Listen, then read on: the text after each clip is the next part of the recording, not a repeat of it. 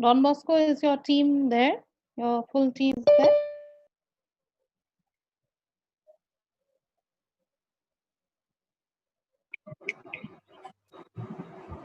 Don Bosco? Or Yeah, I'm just trying to. Am I audible, ma'am? yeah. Yeah, I'm just trying to correct my name, ma'am. Yeah. Okay, that's fine. I think all our participants are here. So, Ms. Latif, I think, and our judges, respected judges, are also here. So I think we can begin in a couple of minutes whenever you're ready. All our respected judges are here.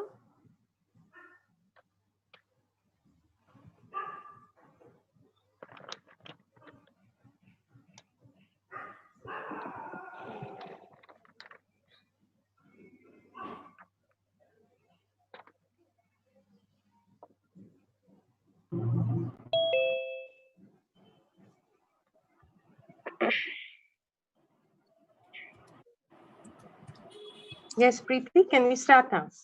Yes, ma'am, I think so, because I think everyone is here. We're good to go. Thank you. Thank you, ma'am. Good evening, ladies and gentlemen. A very warm welcome to each one of you to the second Our Lady Queen of the Missions Alumni Debate.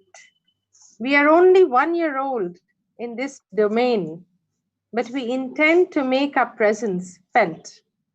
On behalf of the alumni, I would like to specially welcome our esteemed judges, participants, our sisters, and members of the QMS extended family from India and overseas. Each one of you present here today is a product of his or her own experiences, and to a great extent, owe the shaping of your destinies to your alma mater. I salute the schools which made all of us what we are today. Any organization is only as strong as its support system. We in the QMS Alumni Association are fortunate indeed to have a wonderful leader and guide as the president of the association. Sister Rani, principal, Our Lady Queen of the Mission School, Park Circus, is also a trained counselor. She is actively involved in social work, caring for the underprivileged and women in dire straits.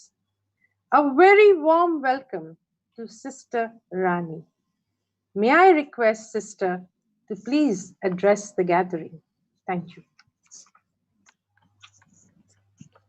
Sister Rani.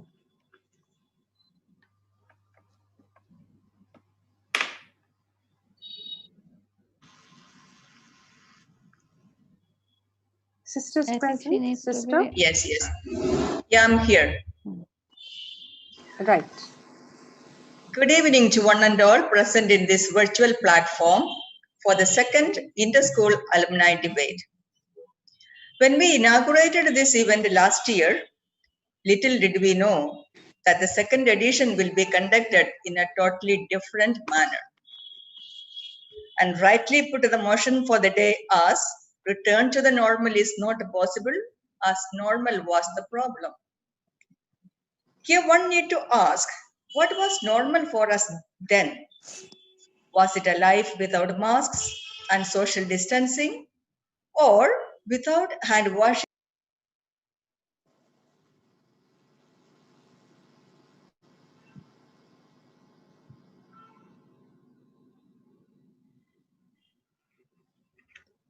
Is Suraj there? Suraj? The sound's gone. We are unable to hear, Sister. Suraj has to unmute her. I think so. Suraj? Yeah, just unmute sister, please. Sister Rani, yeah. I was muted all the while. No, Sister. Suddenly Okay. it happened. Okay. Somebody must have muted all of us. Okay, let me continue. Our routines are changing as our lives are upheaved by the changes brought by COVID-19.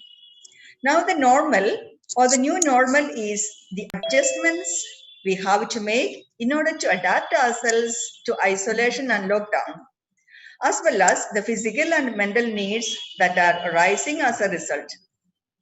Talking about adjusting to the new normal, we can see a lot of changes around us. Greetings between friends and colleagues remains with a nod or a hi. It is high time that we should develop new skills to recognize them in masked faces. When will it be safe for us to go back to life as we used to know it? This will remain unanswered as it would take years before we can resume our normal activities without masks and hand sanitizer, but still in uncertain terms. I often wondered what would have happened if the media did not magnify the fear aspect of COVID. The transition to new normal could have been much more natural without ostracizing the individual and violence aroused out of fear of the new normal. Whatever it may be, the need of the day is to keep oneself and others safe and let our intent be, because of me, no one should suffer. This might lead us to be careful and sensitive. Once again, I welcome the respected judges for the day and all the participating schools and every participant to have a healthy and lively discussions this evening. One of the good things of the virtual gathering is its flexibility, as all of us know. And I wish everyone an enjoyable evening. All the best to the organizers, and may God bless us all. Thank you.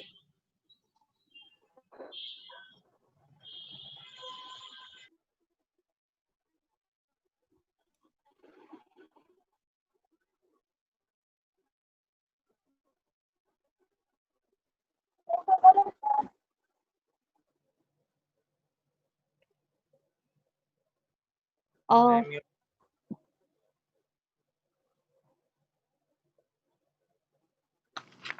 Was I not audible at all? no, not at all. Okay, I'll start again. The pandemic has dampened spirits all around, but every cloud has a silver lining.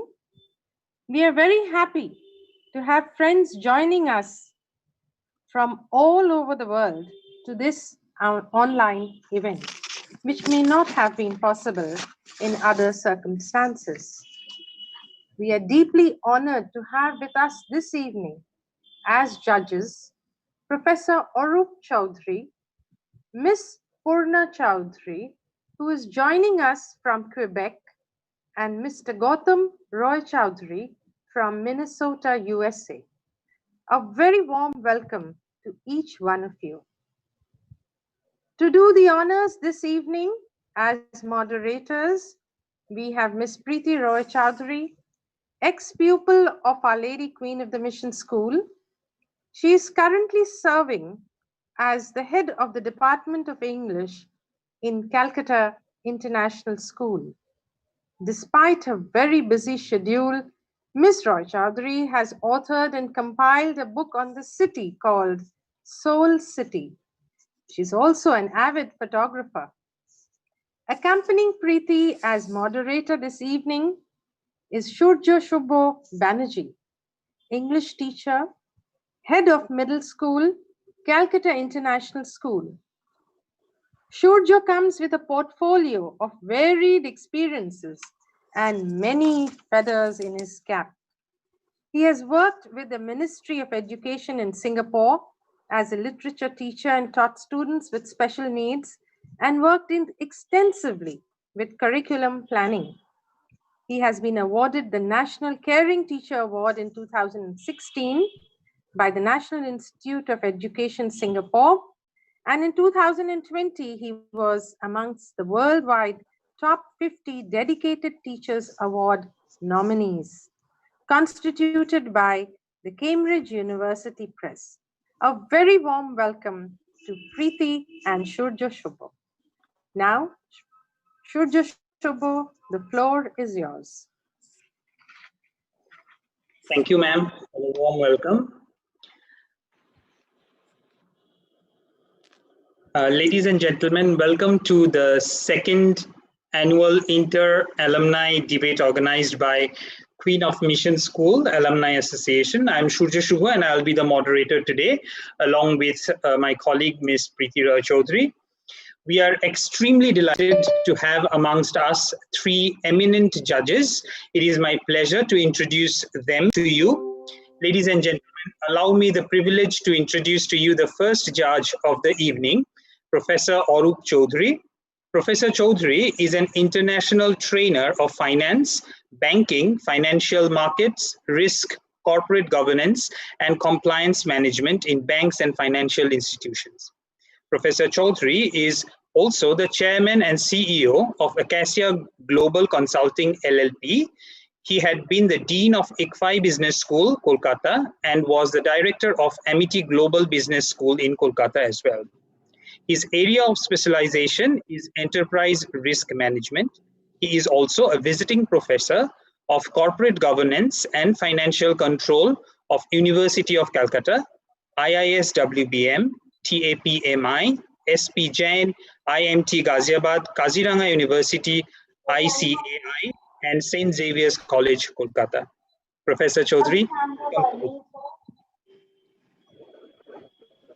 Next, we have Purna Chaudhary. Ms. Chaudhary completed her master's in English from University of Calcutta and then went on to obtain another master's in French from Jawaharlal Nehru University.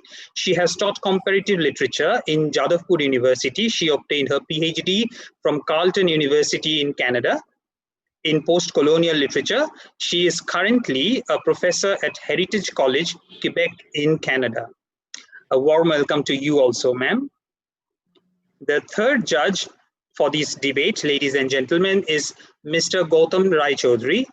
Mr. Gautam Rai Chaudhary is a cubicle-dwelling data scientist during the day and social and political observer by night, who by his own admission claims to know something about everything. Presently based in Minnesota, USA, he was a regular in the debating circuit in Kolkata during his student days. We welcome you, Mr. Rai Chaudhary, too. I will now hand over the time to my colleague, Mrs. Roy Chaudhary, who will introduce the participants and take us through the rules. Mrs. Roy Chaudhary, over to you. Yes, thank you so much, Shurjo. So now it is time to introduce our 18 participants from the 9 different schools. And we are so delighted to see that school loyalties still run deep and strong in these alumni members. So we have participants not only right now in Kolkata, but also from Mumbai, Delhi, Bangalore, and across the miles from Toronto and the United Kingdom. So the pandemic may have taken so much from us, but it has also, I think, brought us together in a way we would never have imagined a year ago. So I would request now the participating alumni members of the different schools to introduce themselves when I call out the name of your school. Okay, the first school being represented here is Birla High School. So will the two participants please introduce yourself? Birla High School. Hello everyone, I'm Soham.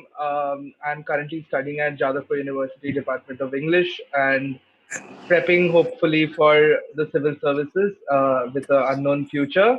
And yeah, I'm very delighted to be here. Second time here, by the way. Yeah.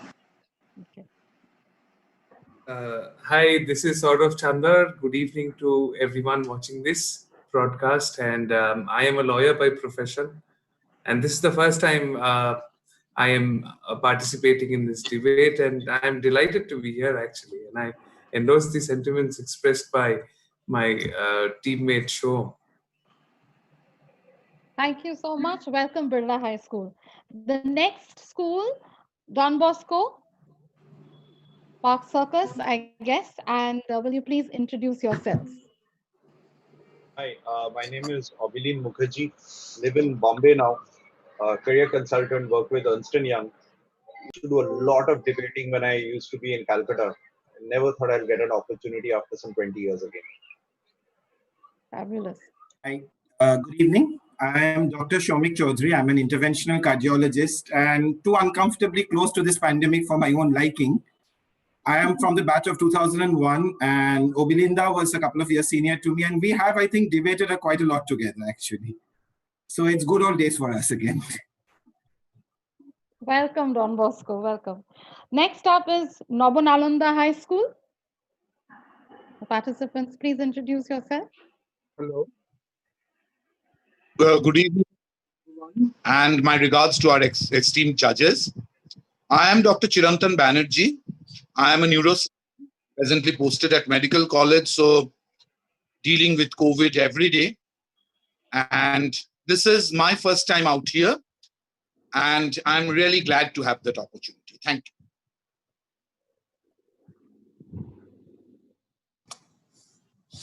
you.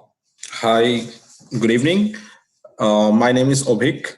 I'm representing Namanolanda Alumni Association, and I'm also delighted to be here and to take part in this particular debate through this Zoom. It wouldn't have been possible for me if it was a physical one, because I'm right now based in Toronto. That's the reason. Thank you. Welcome, welcome, Nobonalanda. Next up is the members from Our Lady Queen of the Mission School. Please introduce yourselves, ladies.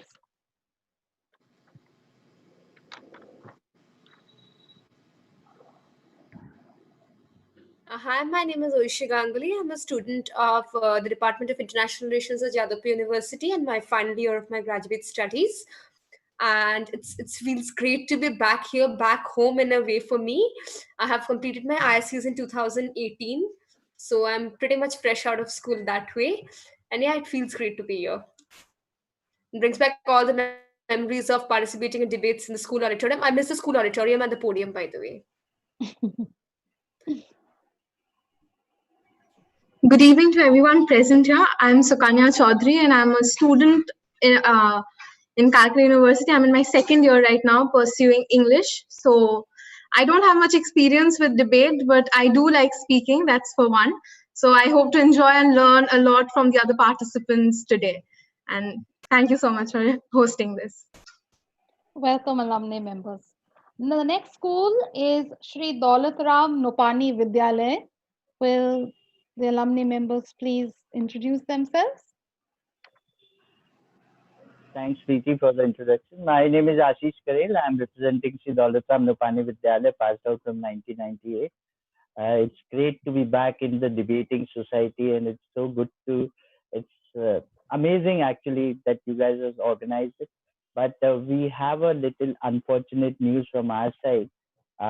My partner has to drop out just last minute because of an emergency at home. So I just wanted to congratulate and say thank you for having us and organizing this. Maybe next year, because since my partner is dropped out, I think I need to drop out too. But if you wish to all the best to participate, all I the think that's not a problem. If you wish to still have your say, we would love to have you. You've made the effort to come. Would you like to participate? We're leaving it up to you. Okay, I just need to check with him also. But thanks a lot, Okay, Preeti. that's wonderful. Thanks a lot to That's judges. wonderful. Please get back to us. Yes. Yeah. And next up is St. James. The members, please introduce yourselves. Soham, are you there? Good evening. My name is Soham Sengupta. I've just completed my IS this year. Right now, I'm pursuing sociology honors in St. Xavier's College. And yes, that's all about it. I'm just fresh out of school, not much of memories down the lane. Greetings, everyone. I'm Rustam. I'm currently with my physics majors in IISc Bangalore, and I passed out, I think, 2.5 years back. And that was also, I guess, the last time I ever debated. So yeah, it's good to be back. Welcome, St. James. Good to have you here. St. Xavier's Collegiate School. Would you please introduce yourself? Yeah. Hi, my name is Deepto. I am a third year law student at Jindal Law School. And I remember 3 years ago was the last time I was wearing like my school uniform and school tie. And it was a moment for me. It was my last debate as a Zavarian. So seeing SXCS next to my name brings back a lot of memories. Thank you so much for having me. Welcome. Good evening, everyone. My name is Priyam Marik. I am currently a freelance journalist based in the United Kingdom, and I recently completed my master's in journalism from the University of Sussex. I passed out of St. Xavier's Collegiate School in the batch of 2016, and then went on to do my English honors at St. Xavier's College. And it's lovely to be here debating with all of these schools. And my thanks to the organizers for organizing this, and I look forward to an enriching evening of discussion. Thank you so much. Welcome, St. Xavier's. Next up is Sushila Birla Girls High School. Ladies. Good evening, everyone. I'm Ekta Biani, and I feel ancient. I'm a 1993 alumni. Right now, I'm a teacher. I teach English, and I feel blessed having this profession. Thank you so much. With so many learned people around, I'm sure today I'm going to be a student. I look forward to this opportunity. Let's have a great evening. Thank you once again. Thank you, Ekta. Hello, everyone. My name is Nisha Chumaria, and I currently run an after-school program center for children in Kolkata. And I passed out from SDB in 2002. So it's really amazing to be back. I used to debate a lot then, and I'm so excited. And amongst such eminent people, I'm looking forward to the evening. Thank you so much for having us. And of course, last but not the least, as the cliche goes, Park English School, represented by two of its members. Please introduce yourselves. Good evening. My name is Saurabh. Okay, Moinak, go ahead. Hi, this is Moinak, go Moinak ahead. Sen. I am a 1994 batch pass out. It's great to be back in the debating society again, and I guess great to see that only I was one of those few who was not in touch with the alumni activities. So I guess in future you'll see more of me. Thanks for organizing this. Thanks, Atan. Saurav, all you. Absolutely. Thank you, Moinak. Good evening. My name is Saurabh Kumar Mitra. I am currently a part of EduJobs Academy team. I am the center manager, senior soft skills trainer, and employment trainer as well. My absolute gratefulness to the Lady Queen of the Mission alumni as well as Park English alumni to organize such an esteemed event in the pandemic. Now, who thought that I would be able to walk back to my school days once again amidst this pandemic?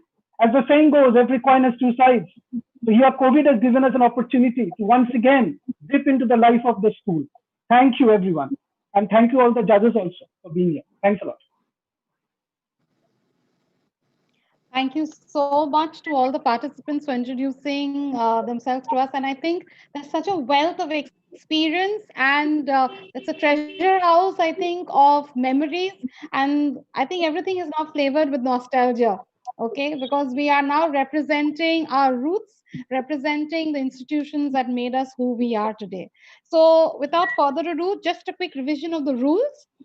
Very simple debate. The motion has been shared, and one speaker from each school will represent for the motion, and the other speaker will immediately go after that speaker and speak against the motion. Time limit.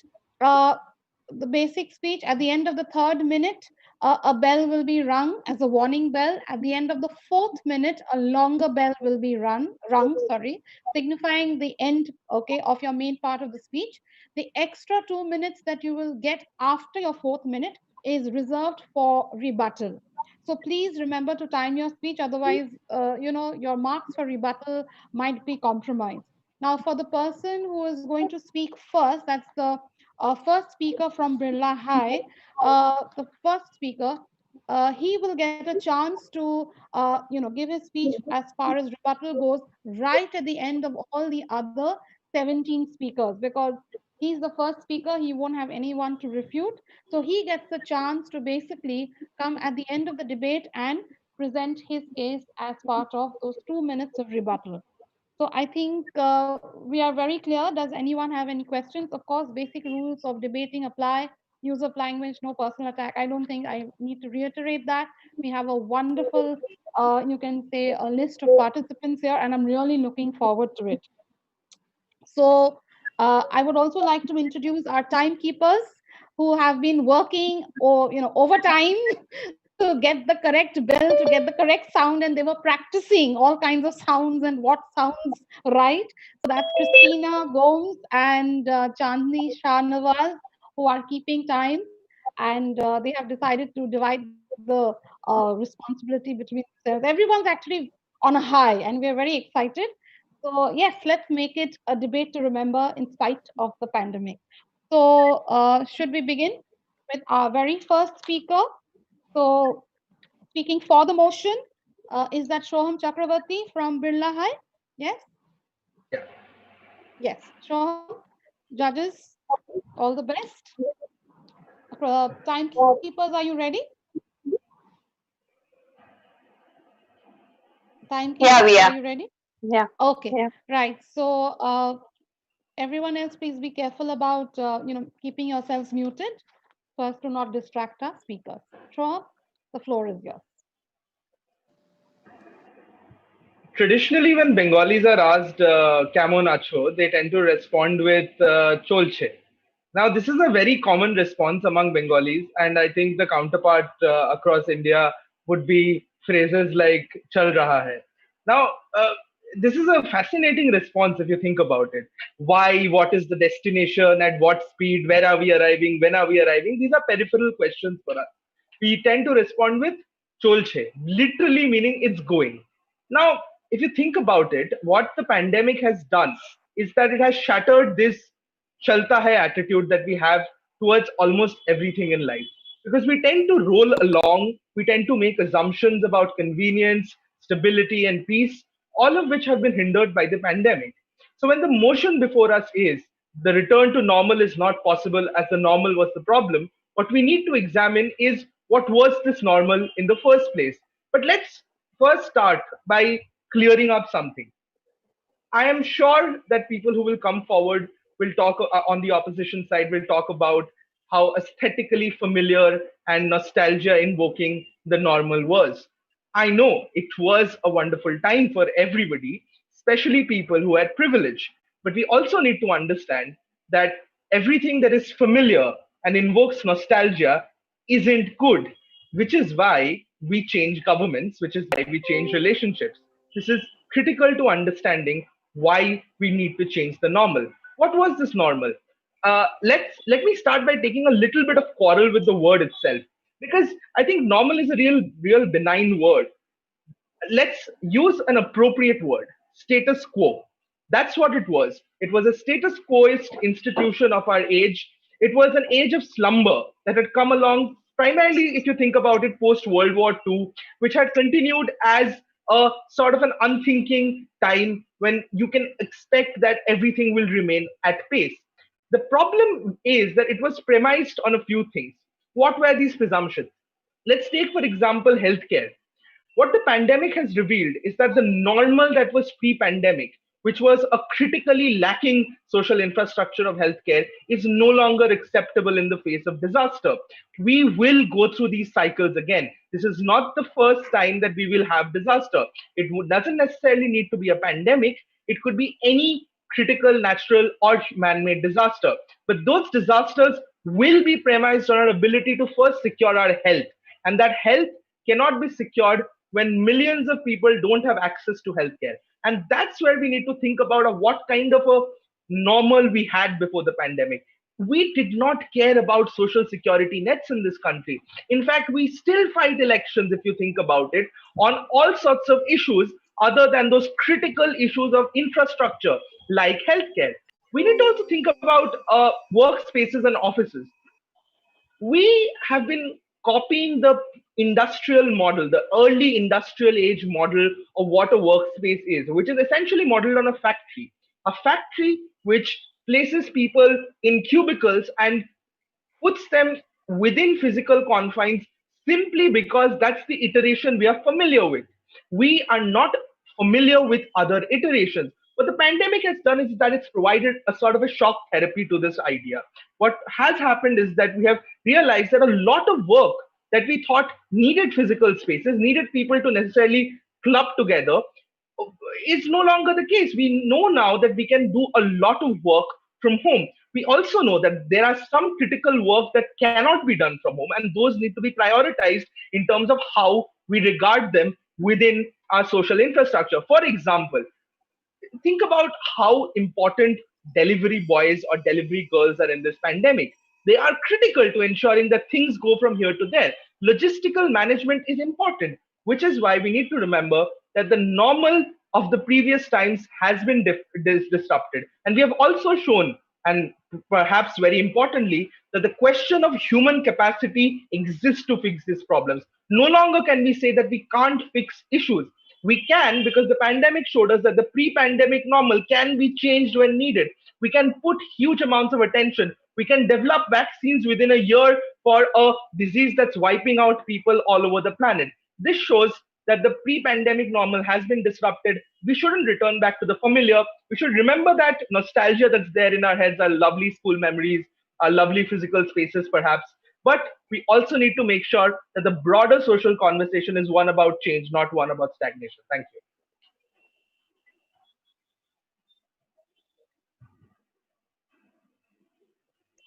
Thank you so much, Shoham. I think you laid the premise of the debate very emphatically, and I love that positivity that your speech bore, because when we think of going back, normal seems familiar, normal is comfort zone, but you made us see the new normal in a better light. So thank you so much, Shoham.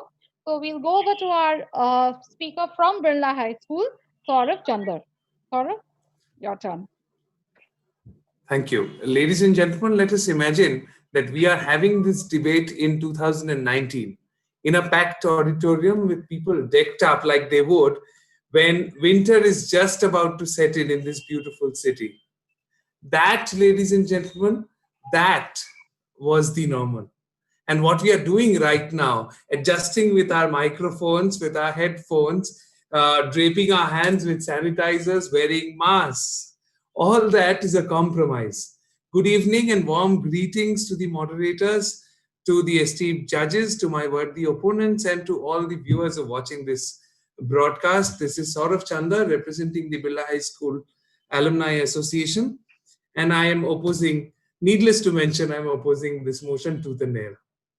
The motion for me is essentially elitist, it is parochial and self-centered. Why I say this is because this notion has been created by a handful of people who have the luxury of sitting back in their homes, working from home. They have the luxury of doing these things.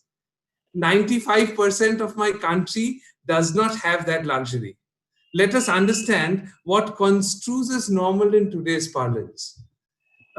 Reading and watching about millions of deaths, millions more who are fighting this disease, that is the normal. Every day you get up, you open the newspaper, or you switch on live television, this is all that you see.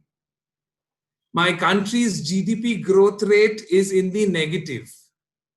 The projected growth rate for Q3 is in the negative. Unemployment rates are at an all-time high. And a handful of people working from home who have that luxury call this an increase in efficiency. 50% of the workforce in India, as per the census in 2018, is engaged in agriculture. Now, let us for a moment imagine a situation where the farmer gets up in the morning tomorrow and he declares that he doesn't want to go to the fields because he wants to work from home. How absurd would that be? What would we be having for food? I will give you another small example. Since I am a lawyer, I can't resist the temptation of not giving an example from the court area. I will give you an example from the High Court area. I find that there are so many, when I go to the High Court area, I'm talking about the pre-pandemic days. When I go to that area, I find that there are so many people who set up stalls selling food, selling sweets, selling tea, selling cake, selling everything on earth. And you would be surprised to know that there are hundreds of people who earn a living by making photocopies, by typing thousands of pages every day. And that is all an ancillary of a normal functioning of court. You go to court today and you will find that an area which is full of people is practically deserted as compared to what we are used to seeing. Now, do we really want to go back to those days? Do we really sort of want to not go back to those days when those people, they do not have the luxury of working from home? We are living in a state of fear. People who are due for school, small children who are due for school, they do not know what school looks like. People who are on the verge of taking admission into colleges, they do not know what a real college life looks like. And we are sitting back in our chairs, reflecting a mindset that is akin to Marie Antoinette. When she was asked that people are not being able to afford bread, she said, well, if they can't afford bread, let them have cake.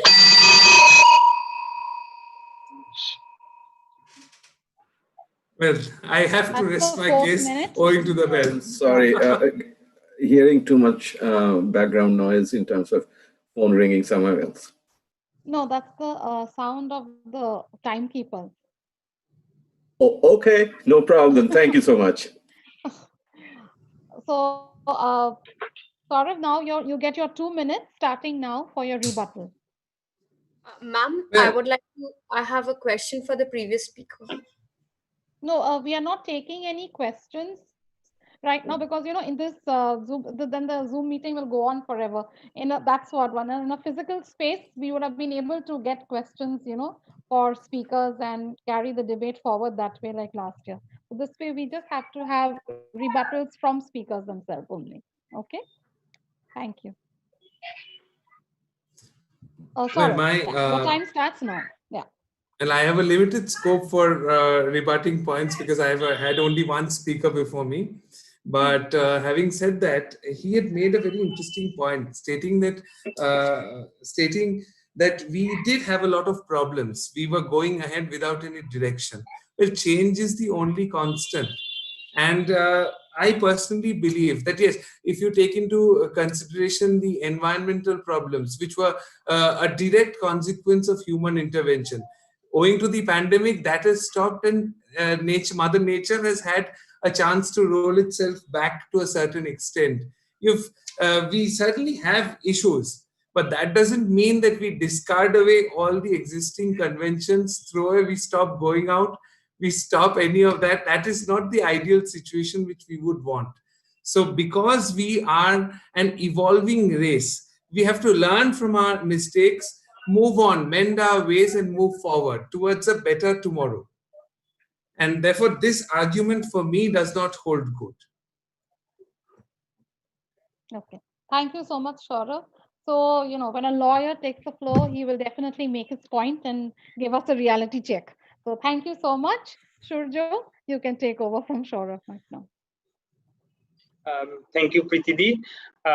And thank you for this very passionate argument from both the speakers. And as I say, as I think the character of a good debate is when one is speaking, you feel like, yes, this is what is right. And immediately then there is another speaker and then you immediately start feeling, okay, no, this is right.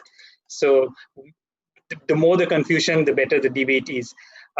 With that in mind, I'll now invite the first speaker from Don Bosco School, Shomik Chaudhary, speaking against. Will you be the first one? I think Obilin will be speaking for the motion first. Yeah. Okay. So first we have Obilin Mukherjee from Don Bosco speaking in favor of the motion. Hi, good evening. Since Marie Antoinette was quoted, let's look a bit of Tennyson. So when you say that the old order changeth, yielding place to the new, and God manifests himself in myriad ways, lest one good custom should corrupt the earth. I come from a middle-class Bengali family, so I can even say Pother Pachali, who was at the end, and this Pothor Devi says, Choroivoti, there is no stopping. Or if you like your God, you can go to Yada Yada Dharmasya, or if you like Shiv, you can say that there He is the one who creates. So the fundamental point is change is a constant, and normal is the biggest evil that comes in the way of change. Now, we are not here debating whether it is good or bad. The question here is return to normal is not possible. Of course, it is not possible. Normal was the problem. Yes, it was problem in a lot of ways. Yes, it was a problem because it was the normal as well. So if you agree with that as the fundamental premise on which we start discussing, then the first point is that the world got its priorities right. There is this entire Jaan hai to jahan hai discussion that we already have. And we realize that disease spreads without social class. So there was no India which was spending any money on healthcare, and depends on whether you take the UN Development Index or not, or whether you take GDP. The entire need of understanding that there is a concept of healthcare and universal healthcare. Now, from there comes the point of what else could we look at? Climate change? Of course, you accept it today. Wars without fighting, drones ban in Azerbaijan? Yes. The point is that, as you all know, the Gates Foundation a few years ago warned us this was the biggest thing to challenge. We chose not to look at it. Today, if you choose not to look at healthcare, choose not to look at climate change, you will have something else which will come few days later.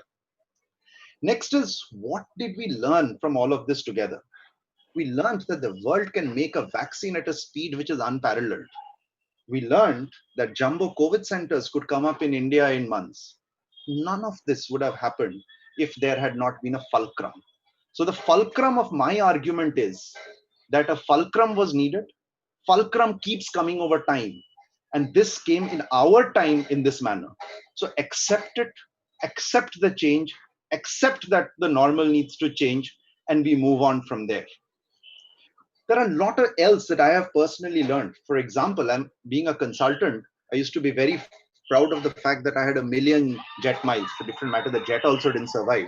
But that 1 million miles, I can guarantee you today, 500,000 of that was needless travel. It is something which I could have completely avoided and done away with. And the other big learning which I have, and there was this entire little joke which had started at the beginning saying that, why don't you ask your God and why don't you ask Ronaldo to save you? Because you didn't pay science when science was waiting to earn. So my big takeaway, and helps being a science student myself, that the end of the day, science is what's going to come to save you. So the entire opiate of the masses needs to wake up a little and realize who's coming to save you today. And it's a little difficult saying it in this country now, but it's science which came to save you right now. And if you look back at history, you will see that there is enough that you could learn.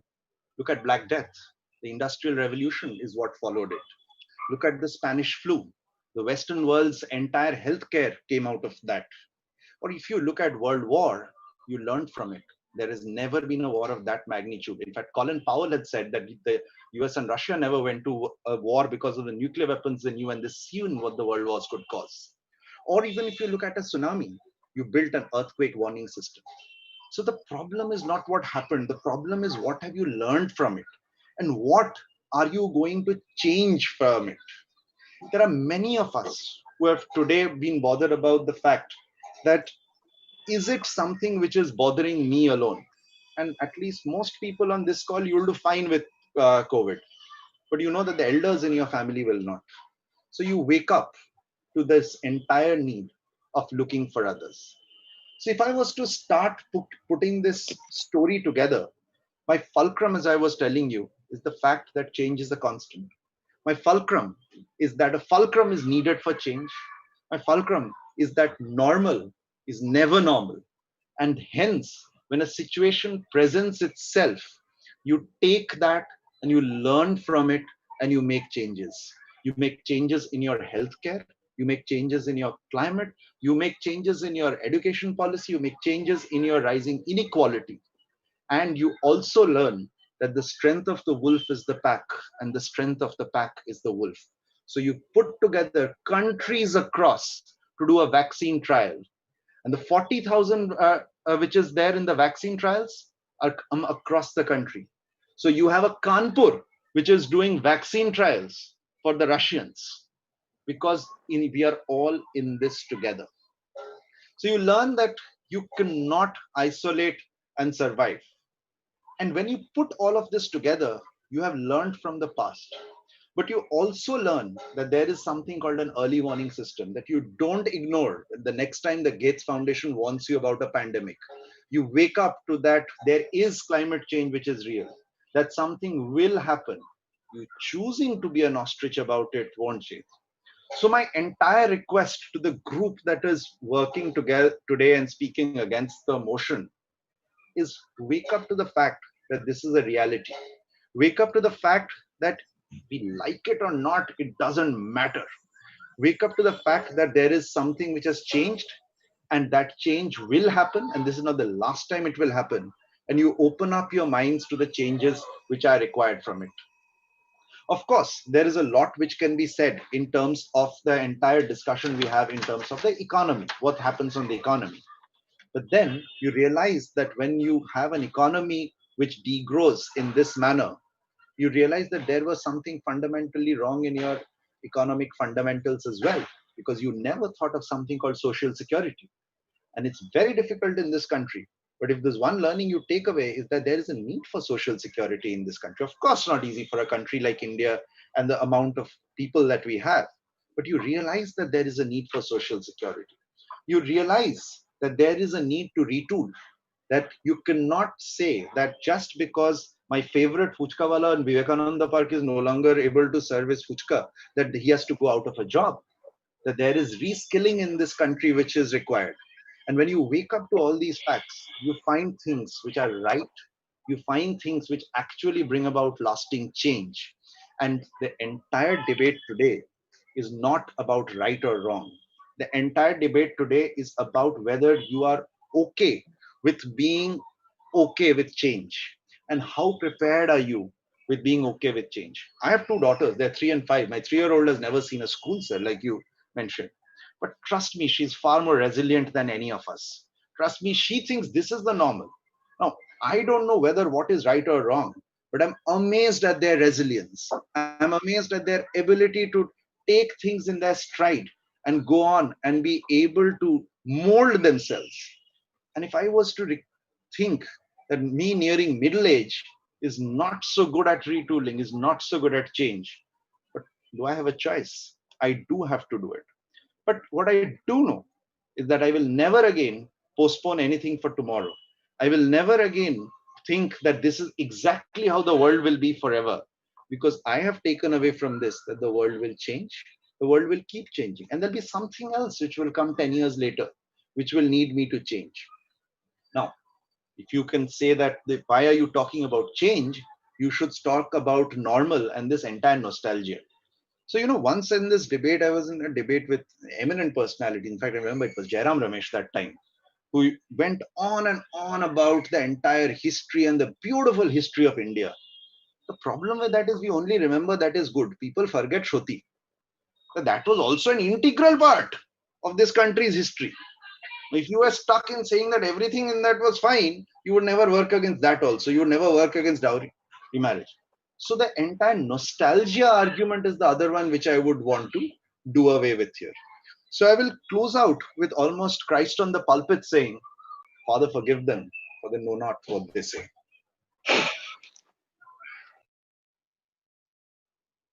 My rebuttal now, or should I do it later?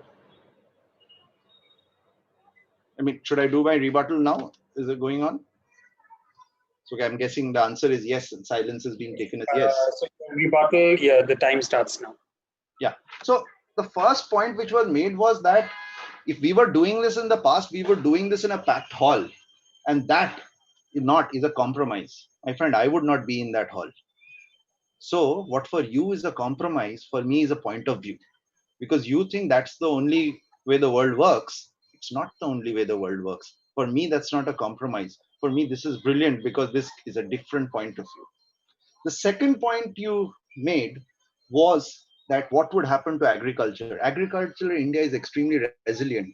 Just from if you look at something like your tractor sales as a compare with your, say, it is having its most bumper year ever. And it's a function of a lot of labor going back into those places. It's a function of the agrarian economy having a good year. Now, I don't know whether it's a function of El Nino or La Nina that the rains have been better this year. So it's not always what it seems. There are certain green shoots. Of course, no prizes for guessing that a -23 and a -10 is not good. The last point you made was about the entire, and it's actually not for you, it's for a little bit for you, Preeti. When you said questions not allowed, you're again stuck in the past. You said on a Zoom call you can't allow questions. It's extremely easy to allow. Even when we used to do it on stage, you didn't have infinite time. You would control time and you would let 3 questions happen, and you would only allow it from the participants.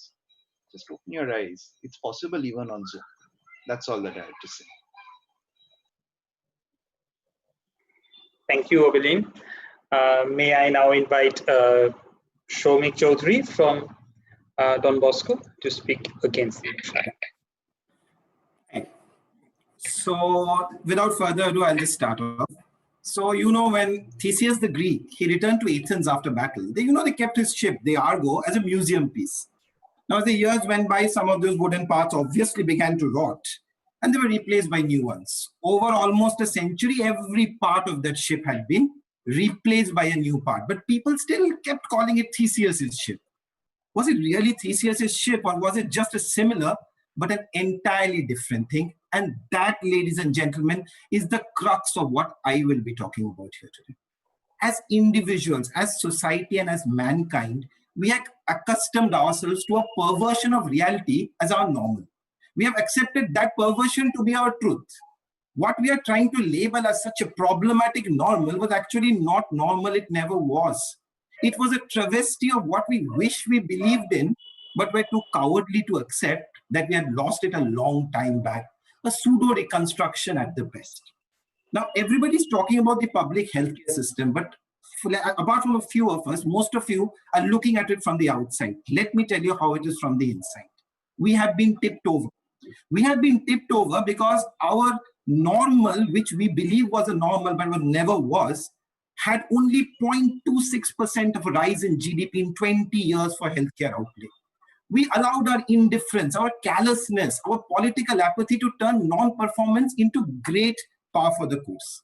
As someone who's worked on the COVID frontline for the past 8 months, and unfortunately I was hospitalized for the same last month, let me tell you, our healthcare system is dangling by a thread, and that was not a normal. That is not what we are trying to go back to. That is not what we are talking about, because what we have right now is unsustainable. Our parents, when they were growing up, there was a sense of community they used to talk about. The neighborhood would be there for each other. In today's pandemic, let me tell you, I have family members who refuse to care for a patient who has COVID. I have neighbors who ostracize those with the disease. Is this the non-problematic normal that you're so desperate to stay with? You see, as a society, we have absolutely and systematically eroded every institutional ideal that we once held sacred. We have sacrificed logic, science, reason, everything at the altar of religious extremism and national fanaticism. And we thought that that was the normal, but that was not. We have watched in disbelief and awe as the world's most powerful man has routinely undermined his scientific advisors and has talked about injecting disinfection into the human body. We have fought the pandemic with go Corona, go chants and WhatsApp forwards, but sir, we will not wear a mask because that's not patriotic enough. Mr. Trump, I'm looking at you. Is this the normal that you're so happy to have right now? And you don't want to go back to a non-problematic, a problematic normal? Okay, for a second, let me accept your hypothesis that this normal is better. Okay, most families in the lower socioeconomic strata, government schools are their only source of education for these children. They don't have laptops, they don't have tablets, they don't have broadband connections. Heck, they don't even have online classes. For some of them, the only source of nutrition is midday meals. This access to nutrition and education for even the most underprivileged children has now been rudely severed in this pandemic. Is this such a problematic for you? That why should we go back to the midday meals in the school just because my children are resilient? Then again, I'm probably expecting too much from a society where scantily clad 20-somethings dancing provocatively to Bollywood songs are role models and Instagram influencers today. where the sense of community and a mutual self-respect has been replaced by trolling, screaming, shouting, selfish self-preservation, and okay, whatever. But I still will remain an optimist, and I still will have hope. Should I rebut with this? Should I go ahead with my rebuttal? Yes, your rebuttal. Thank you. So to rebut this, am I a pessimist? No, I am not. But some of the points that have been said till now, they are frightfully elitist. In fact, if I were to be very blunt, every one of us sitting here today is an elitist. We have a comfortable chair to sit in. We have a laptop. We are staring into our webcam. We have a broadband connection. That is not the India that we are thinking about. That is not what has been affected by the pandemic. We need to look out. We need to look at what's happening. The complete ecosystem that has crashed around. As people have very clearly talked about, what about the groups of around the hospital? Let me give you a small example of somebody who said work from home is fine. It's a beautiful concept. Let me try working from home. Why don't you call me and I will treat your heart attack from my home? Is that going to work? That's not how it goes. The simple thing is we need to have hope and faith that we can return to the normal that was good. Because for whatever reason, what we have changed ourselves to was never the normal. And we should not go back to that. But to believe what we have now is the normal and this is what is perfect is a completely misgiving, and on every sense we have compromised on the concept of normal.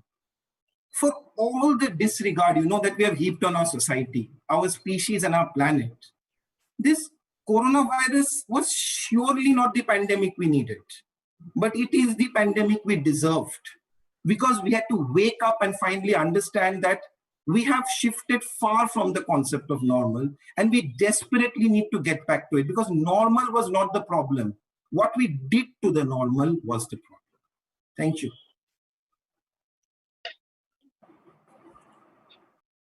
Thank you, Shomik.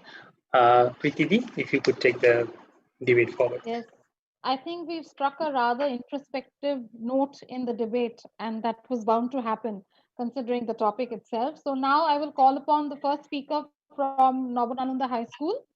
Is that Dr. Chirantan Banerjee, who will be taking the floor right now. So. Good evening. Am I audible? Yes. Okay. Yes. Yeah. Good evening to the moderators, to my learned friends, and our respected judges. Today I will be speaking in favor of the motion. And as I was listening to my previous speaker, Dr. Shomik, saying, and the few lines which I just came into my mind is from a famous Bollywood film, from a famous Bollywood actor, and that's English is a very funny language. Bhairo becomes Bhairo because their minds are very narrow. So what he was talking is that the normal wasn't normal. And if the normal wasn't normal, then I have nothing to say.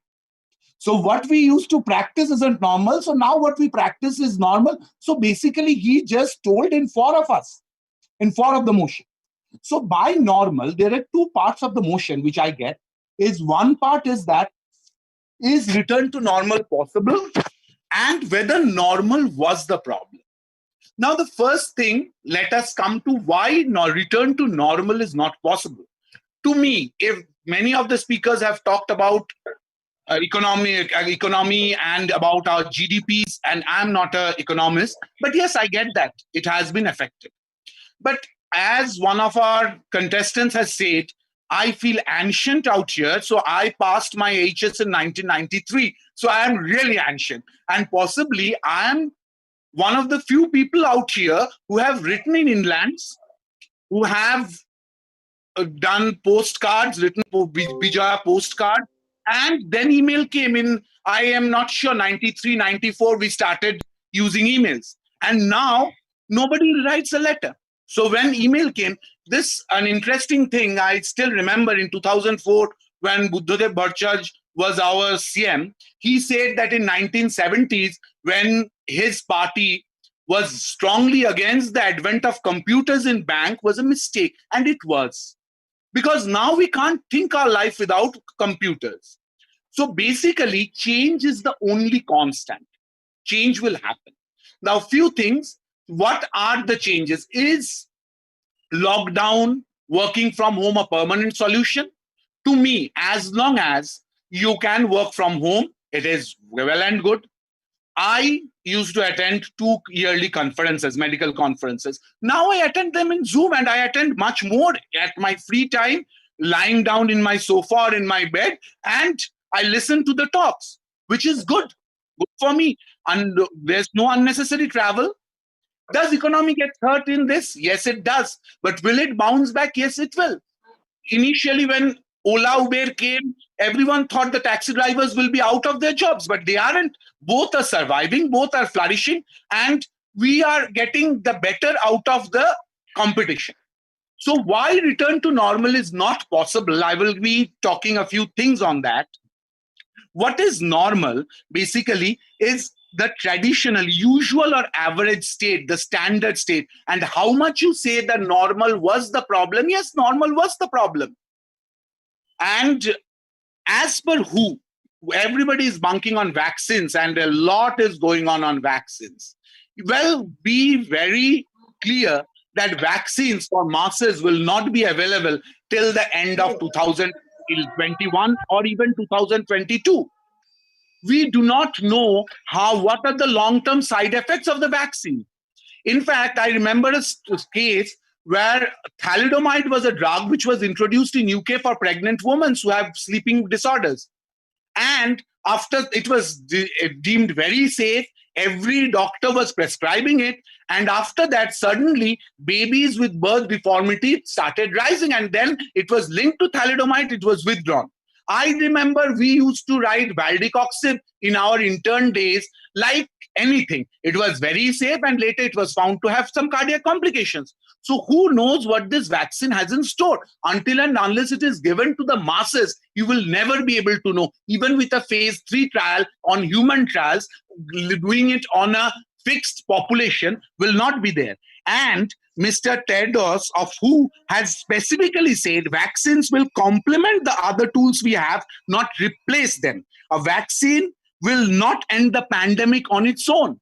So this mask, social distancing, washing your hands is here to stay. Work from home, I am not sure. I don't work in IT companies, but few of my friends, colleagues, relatives who work in TCS has told me that TCS has found that working from home is beneficial basically for them. So it may happen that people who can work from home will work from home. People like me who can't work from home, I was present every day at my working place, even during the height of lockdown, just like Dr. Shomik possibly. So yes, for those work from home, we had a strange talk about farmers. Well, do farmers clog? Do farmers work in a condition where there is no social distancing possible? No, it is not. Gyms have opened, and the masks have become mandatory. Temperature check in every mall has become mandatory. Possibly we all be visiting malls. So what's the harm accepting that this is the new normal? And why the normal was problem? Well, I can say that forget all about COVID. Even if COVID wasn't there, what is the most disease that was killing people in India? It was tuberculosis. We were supposed to eradicate tuberculosis in 2000 by 2030, and we were nowhere close. And thanks to the mask, as per Dr. Sagar Mehta, pulmonologist, that if we go on wearing masks, we will end up TB by 2015. So that was the problem with normal. Say what's in Japan. If you see that the people out there, in fact, Tokyo is one of the highest populated cities in the world. Far populous than Kolkata or Delhi or any metro. Yet, Japanese people dying of COVID is so little. And that is because Japanese normally, as they are normal, they wear masks. They don't spit on the streets. And I may sound elitist, but then being poor is no justification that you can spit on the streets. You can pee on the streets, you can piss on the street, so you can spit. It is not a justification that I am poor, so I can spit on the streets. No, I may sound elitist in this. We all are elitist possibly, but then what is wrong, whether you are Ambani or you are a poor farmer or a day laborer. So we have to understand that. We have to understand that the normal was a big problem. The GDP, yes, we talked about in any country where 3% of the GDP is supposed to be spent on healthcare. In India, it is far less than 1%. It's around 1% GDP is being spent on healthcare. So the whole question comes down to was that normal? No, it is not. But still remember that even with this GDP, India is coping well. The death rate in India is less. That is because we have sticked to the strict mask and sanitizer and regime, and I thank my countrymen for that. So Boris Johnson, about economy, I just want to say one thing. Boris Johnson once said that be prepared to lose your loved ones. Are we prepared to ready to lose our loved ones? My parents are 70 plus. Most of our parents who are living here will be above 70. Are we willing to lose them? Are we ready to lose them? No, I am not. If you are, I am sorry, but I am not. So the mask, the social distancing, and focal lockdowns, yes, focal lockdowns are needed as containment zone to curb the spread of infection, and at certain cities, states where there is a rapid rise to curb it down initially. Lockdown is no solution to this problem, but it is needed as a temporary tool. It may be needed. Yes, it can be. It has to be done. And hello, can you hear me? Hello? Yes. Hello? Yes, we can hear you, sir. We can hear you. Hello? We can hear you. Yes, Chiratata, we can hear you. I can hear you from Toronto. So yeah. So I didn't heard a bell. So do I have time left? We are having a problem with the sound of the bell, I think. So, No. He's already spoken for about 9 minutes. I had rung the bell after 6 minutes. Even also. I did not hear a bell during my we are not time. hearing the bell. Yeah, we are not hearing the bell. We are not Is hearing it? any bell. No, Yeah, I we're had not rung. being able to hear the bell too. So, Dr. Banerjee, you can just finish your concluding statements, please. Yeah. Okay, so the concluding statement, I will say that whether you are speaking for the motion, whether you are speaking against the motion, whatever, please follow the new normal, use masks, use sanitizer, maintain social distance, because I'm very much willing to lose the debate to just save one life. And believe me, that saving one life is far more important than winning the world's biggest debate. Thank you all. Thank you so much, Dr. Banerjee. A very, very strong and persuasive point made. Just to keep the debate fair, I think, because we are not being able to hear the bell very well at certain intervals and it's a little inconsistent. I would request the judges, if that's fine with Shurjo also, he can join me in our request that marks may not be deducted for time because we are not being able to hear the bell, for whatever reason, probably because of connectivity issues. So we will go on.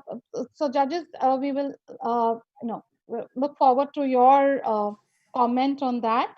So our next speaker is Ovik Chakraborty from Navonalanda, speaking against the motion. Hi, good morning, judges. Since you are from, some of you are from Montreal, and good evening to the rest of my who are present here, mainly from India, and good afternoon to my friend from UK. And so today's topic is return to normal is not possible as the normal was the problem, and I'm speaking against the motion. I'm not only speaking against the motion, I believe it from the very core of my heart that this is something wrong.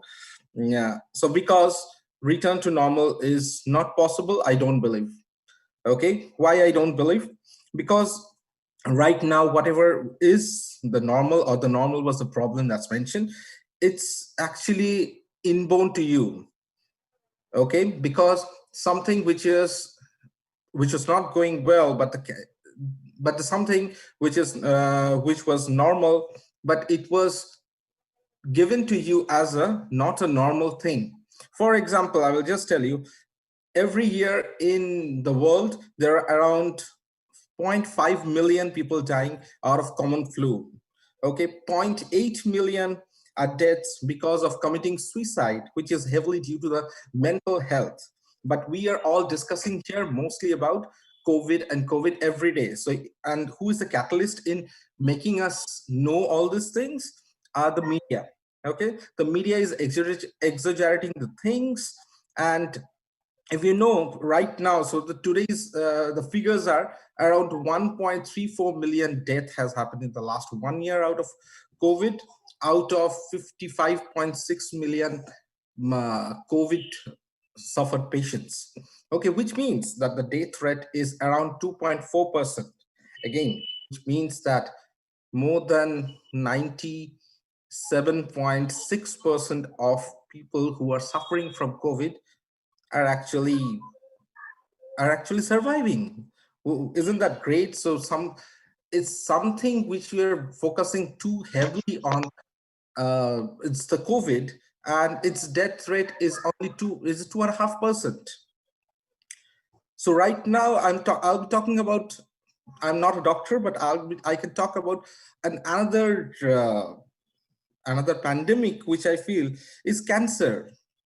So as of now, the survival rate of cancer is a few points over 5%. Cancering among the leading causes of death worldwide today, 2018 itself, there were 18.1 million new cancer cases and 9.5 million cancer-related deaths over the worldwide. So which is way more than our very own COVID-19. But are we discussing about that? Are we do we on a regular? I don't think so. Okay, and now coming to the main thing is that the human beings, the mentality of the human beings, we want to celebrate this pandemic with this go corona go, playing drums and utensils. We love the celebrations, exaggeration. So gone are the days when the news used to start with namaskar aaj ki mukhya samachar and on the Doordarshan, and now it has been completely replaced with people fighting against each other, and the news anchors challenging against the police commissioner or the ministers. And coming to the economic thing, so 2020 is possibly one of the bad years in terms of GDP. The global GDP is falling down by minus 4.9%. As per the World Economic Outlook, in 2021 it will be plus 5.4%. Okay. So can I go with? That's the end of 4 minutes. Yes. Yes. Okay. So I think, so what most of the guys here are saying about this COVID and this new normal. So first of all, I'd like to say that from DBPC, Shomik, what he's mentioned, that he actually did there was a rule that there shouldn't be any personal attack. I think he has made a personal attack to the President of the United States. So that's one of the points. And yeah, so whether working from home for the doctors are possible, many are saying no, it's not possible. Yes, there are possibility, because in the Western world, the telemedicine has started and the doctors are checking their over phone, and even the robotic arms has been used for the surgical purposes. Now, finally, another thing that I'd like to end up with, that are we talking about, somebody said about what will going to happen with the Fuchka wala of the Vivekananda part. I think Zomato has come to help them, and so the future of the future will be something different, but it will be normal back to again. So as in 2002, the Reliance said with the tagline, Karlo Dunia Muthi mein. So everything is coming here. Every aspects of your life is coming here. Be the education, be the banking, be your anything, whatever thing, it's coming here. And so that's the new normal which has come, and that has to be granted as the normal. Thank you. Thank you so much, Avik. Yes. So actually, I think we are talking about our basic human existence, and we are a species now trying to grapple with this new challenge to ourselves. So, Shurjo, you can take over proceedings. Yes. So now may I invite Sukanya Chaudhary from Our Lady Queen of the Mission School, who will be speaking in favor of the motion. So shall I start now? Yes. So apart from the ongoing pandemic, which has currently rendered this particular debate to be held online, we are also facing a lot of other problems like political mishaps or incidents of hatred, and then increased natural disasters, and a lot of other problems which stem from these root problems. So the question is, the widely asked question is, why in the year 2020, which is undoubtedly perhaps one of the worst years that we are facing together? And the most common answer is, because it is a bad year, we need to accept it. It's a very unfortunate year. But the truth is, 2020 is the result of the accumulated problems of the past several decades that humankind has managed to ignore and overlook. The motion said by the houses, return to normal is not possible as normal was the problem. And I, Sukanya Chaudhary, from representing an ex-student of Our Lady Queen of the Mission School, will be speaking for the motion. One of the most recent examples that I can give, by logic, due to the lack of vehicles and the carbon emission, 2020, the pollution index has dropped. Researchers have shown that. But 2020 is set to be the warmest year so far. Again, multiple climatic disasters which are happening all around the world, whether it be for Australian bushfires or the flash floods or the frequent cyclones and hurricanes, everything that is happening, they have happened before, but the frequency has increased in this particular year. And this is not because of an overnight phenomenon. This is because of the neglect. This is because of what used to be, or what we call as normal, which is we used to be blissfully ignorant about every problem whatsoever. Similarly, I am a student. I did not fight. I'm not a frontline worker for the COVID-19 situation. I do not know the hardships that has been going on, but I've only been reading about them or seen them in news. But what I am seeing from everywhere and what I am hearing is that there is a huge parity between people. There's a huge parity between classes. While private hospitals are charging lakhs for a single day, people cannot afford it. And this parity used to exist before too.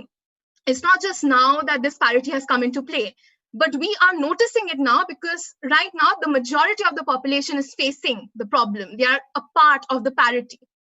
Only the rich and the very rich are enjoying, not even they are suffering, but they still have the enough, they can pay for bills, but whereas the rest, they have to settle for public hospitals where, despite the presence of competent doctors, there is not enough equipments. For instance, in Bombay, patients had to be kept under bridges. This is the infrastructure. Another thing which the pandemic or the lockdown perhaps has enabled, it's a good thing rather, it's the entire concept of introspection and retrospection. We are learning a lot of things. We are coming across, we are forced to look into matters which we used to ignore in the daily hustle of our previous lives. For instance, the communal problems or the caste problems which exist. An Adivasi, a 12-year-old Adivasi girl died while she was returning from work. She did not have any transportation. She was walking for kilometers, multiple kilometers, and she died. This sentence screams problem. There are multiple problems in the statement. There are multiple other such problems, whether it be economy or regarding, lives or the medicine sector, anything. These problems are being more noticeable now because we are analyzing the cause of these unfortunate individual events which have been happening in 2020. But these events are actually were all widely predicted, and they could have been prevented, if not, they could have been mitigated, if not prevented, if only people took charge before. Thank you so much. Shall I?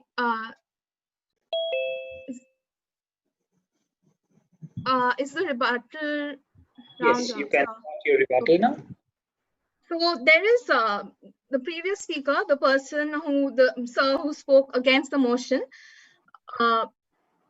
You said something. You said about media exaggerating the numbers, and it is true. You mentioned about a lot of statistics and how there are more other problems.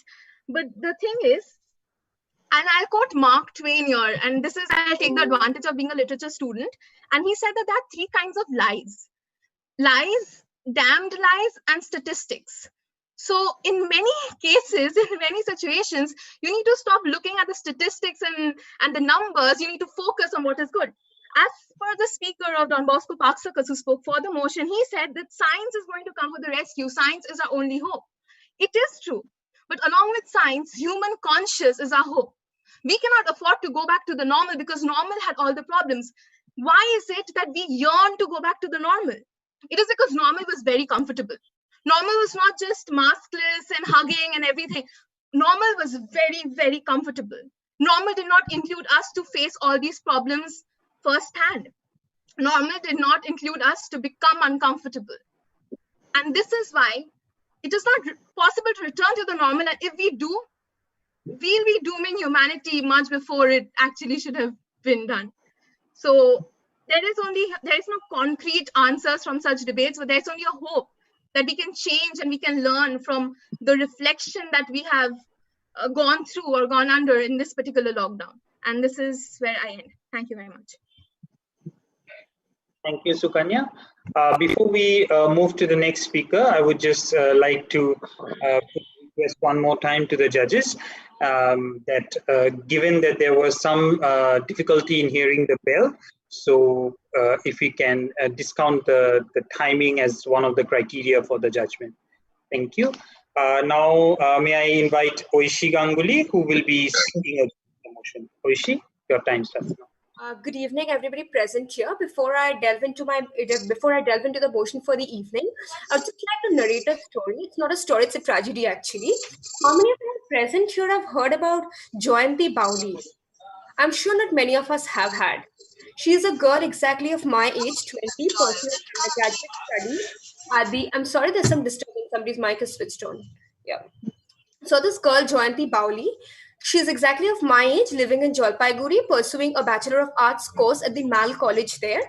Now, this girl, unlike me and a lot of us present here, did not have access to internet, Wi-Fi, or any of the laptop tablets available. This girl committed suicide because she could not attend her online classes. Her father was a daily wage laborer who could not afford it for his daughter. So this clearly shows that what kind of a world we're living in. We wouldn't have lost Jayanti had it not been for the pandemic and its after effects. So as you all might have guessed, I'll be speaking against the motion. Okay, the motion for the day is return to normal is not possible as normal was the problem. What is the kind of world that we are living in during the times of COVID, excessively dependent on technology, a world which is entirely based on the online medium? We need to understand that survey shows that only 22% of poor students can join online classes at all. It requires two things: a gadget, like a computer, a laptop, which I'm currently using, and a high-speed internet connection. And most of the people, so many people living below the poverty line do not have an access to 2 square meals. These kind of things are a luxury for them, which kind of reiterates the point that this topic itself is extremely elitist in its nature. Moving on, we also need to understand that in places like Chhattisgarh and Jharkhand, there the number increases to 45%. And when we are imposing online education, we are violating the fundamental right to education itself.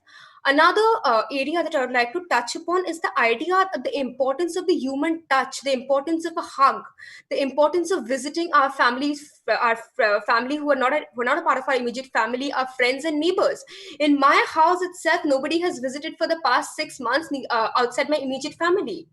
Moreover, there has been an increase in the cases of domestic violence, because in the previous situation, if you had an alcoholic abusive partner, the partner was living away and was living away from the house, but into 24 hours scenario, the partner and the abuser is living with the one whom he or she is abusing.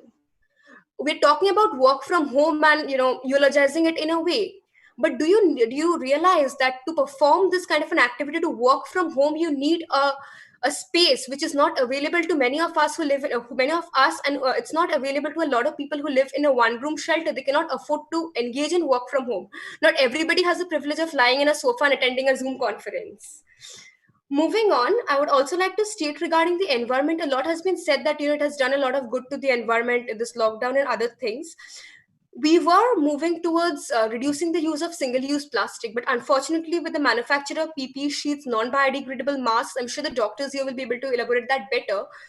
And the lack of proper disposal of the non-biodegradable masks and the use of PPE, the use of single-use plastics is actually increased manifold. I would also like to state that man is basically a social being, and it's not really possible for us to live in an isolation that COVID has imposed upon us.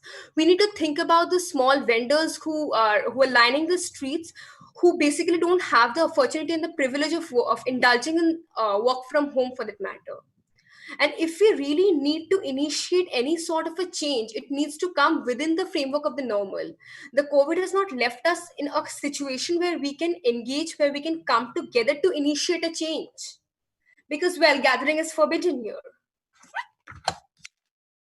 Another point that I would like to state is that in this kind of a scenario where the mental health is threatened, where domestic violence is increasing, where the things which have been imposed upon us by the pandemic, we cannot forever live in this bubble where we cannot forever live in this bubble, the bubble which is heightened inequality in every possible way.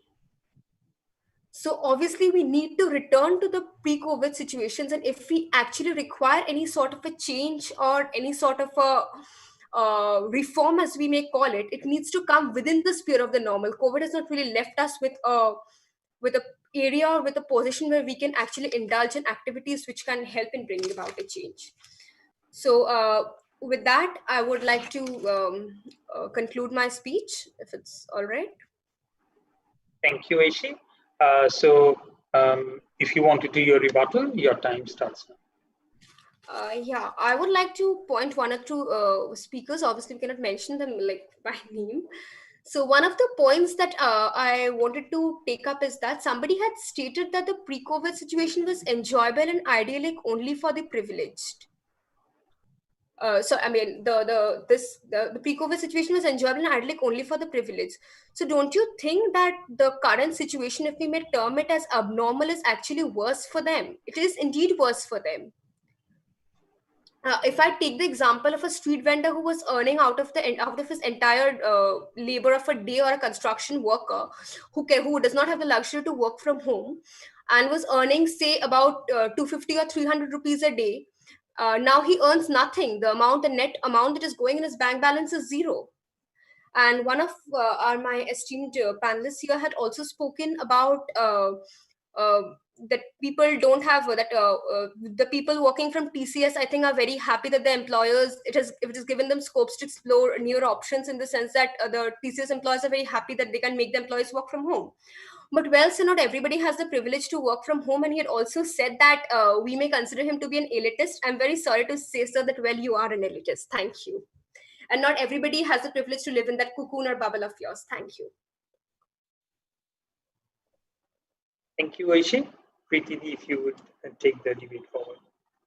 Yes, thank you so much, all the speakers. We are I think, right halfway through our debate now. Just to inform you that sadly, Nopani Vidyalaya withdrew from the contest because of the emergency that they have just declared. So we will go on to the next participating school right now, St. James. I know, you were expecting a school before you, but I'm sure you will live up to the challenge. Speaking for the motion, I think it is Shoham Shengupta. Yeah, so good evening, one and all. So before stating any points, any of the things, any of the examples, I would like to state two things. First, this is not the normal. This is a process where we are actually evolving towards a new normal. A new normal is what we would learn from the past, inculcate the essentials and the corrects of the past, and actually mend the fallacies which was in the past to make it at least a bit close to perfection. That would be the new normal. We cannot blame this situation to be the normal and then frame our entire debate. And the second thing is that our evolution towards normal has always existed. For example, people are often stating that how expensive gadgets are. Let me remind you, the television sets which you now consider to be redundant, which you would like to sell, people would probably ask money for to take them. Those television sets, those box television sets, were once sold for lakhs and lakhs of rupees. Now they don't value anything. It is with time that changes come. Living in a developed nation that we are, we cannot expect that everything will be fine within one day. And to be very honest, we are actually going through, or rather, we're actually judging the entire scenario within a very short span of time, not also 1 year. It's not even been 1 year since we have been actually aware of what the problems are. Now we have completely believed of two things, or we need to understand. First, that because our society has evolved and so it will do in further, going back to normalcy would actually be a retrogressive progression and not a positive one. We need to look forward. And the second point is the past and the normal had many fallacies. It was not up to the mark, and it was not up to the mark to its healthcare centers. It was not up to the mark to its online platforms. It was not. We were miles away from achieving that goal of so-called digital India. We are moving towards it. We are often speaking of the amount of labor's loss, of the employment loss. Well, I would like to say there are a few points. For the very villagers, for the very people of rural people, they are much more immune than the people who live in the urban areas. Unfortunately, we live in a cocoon. We live in a place where we can switch on the AC, where we can actually get a medicine when we want to. We live in an area where we can change the reality as per our own whims. Those people can't. Well, it might seem very sad for them, but actually, over here, we, the so-called elitists, are the sufferers because they are immune. They do not think twice before putting the same hand on their mouth with which they have touched the feet. We do. We wash our hands. And rather, we did not. We have come into the practice again. We cannot, as it is the truth that the villages cannot fit into the urban life, even the urban dwellers cannot fit into the rural life. And that remains to be a truth. As I told you about the medical faculties have actually increased and developed like anything. Now let me come to a very major thing.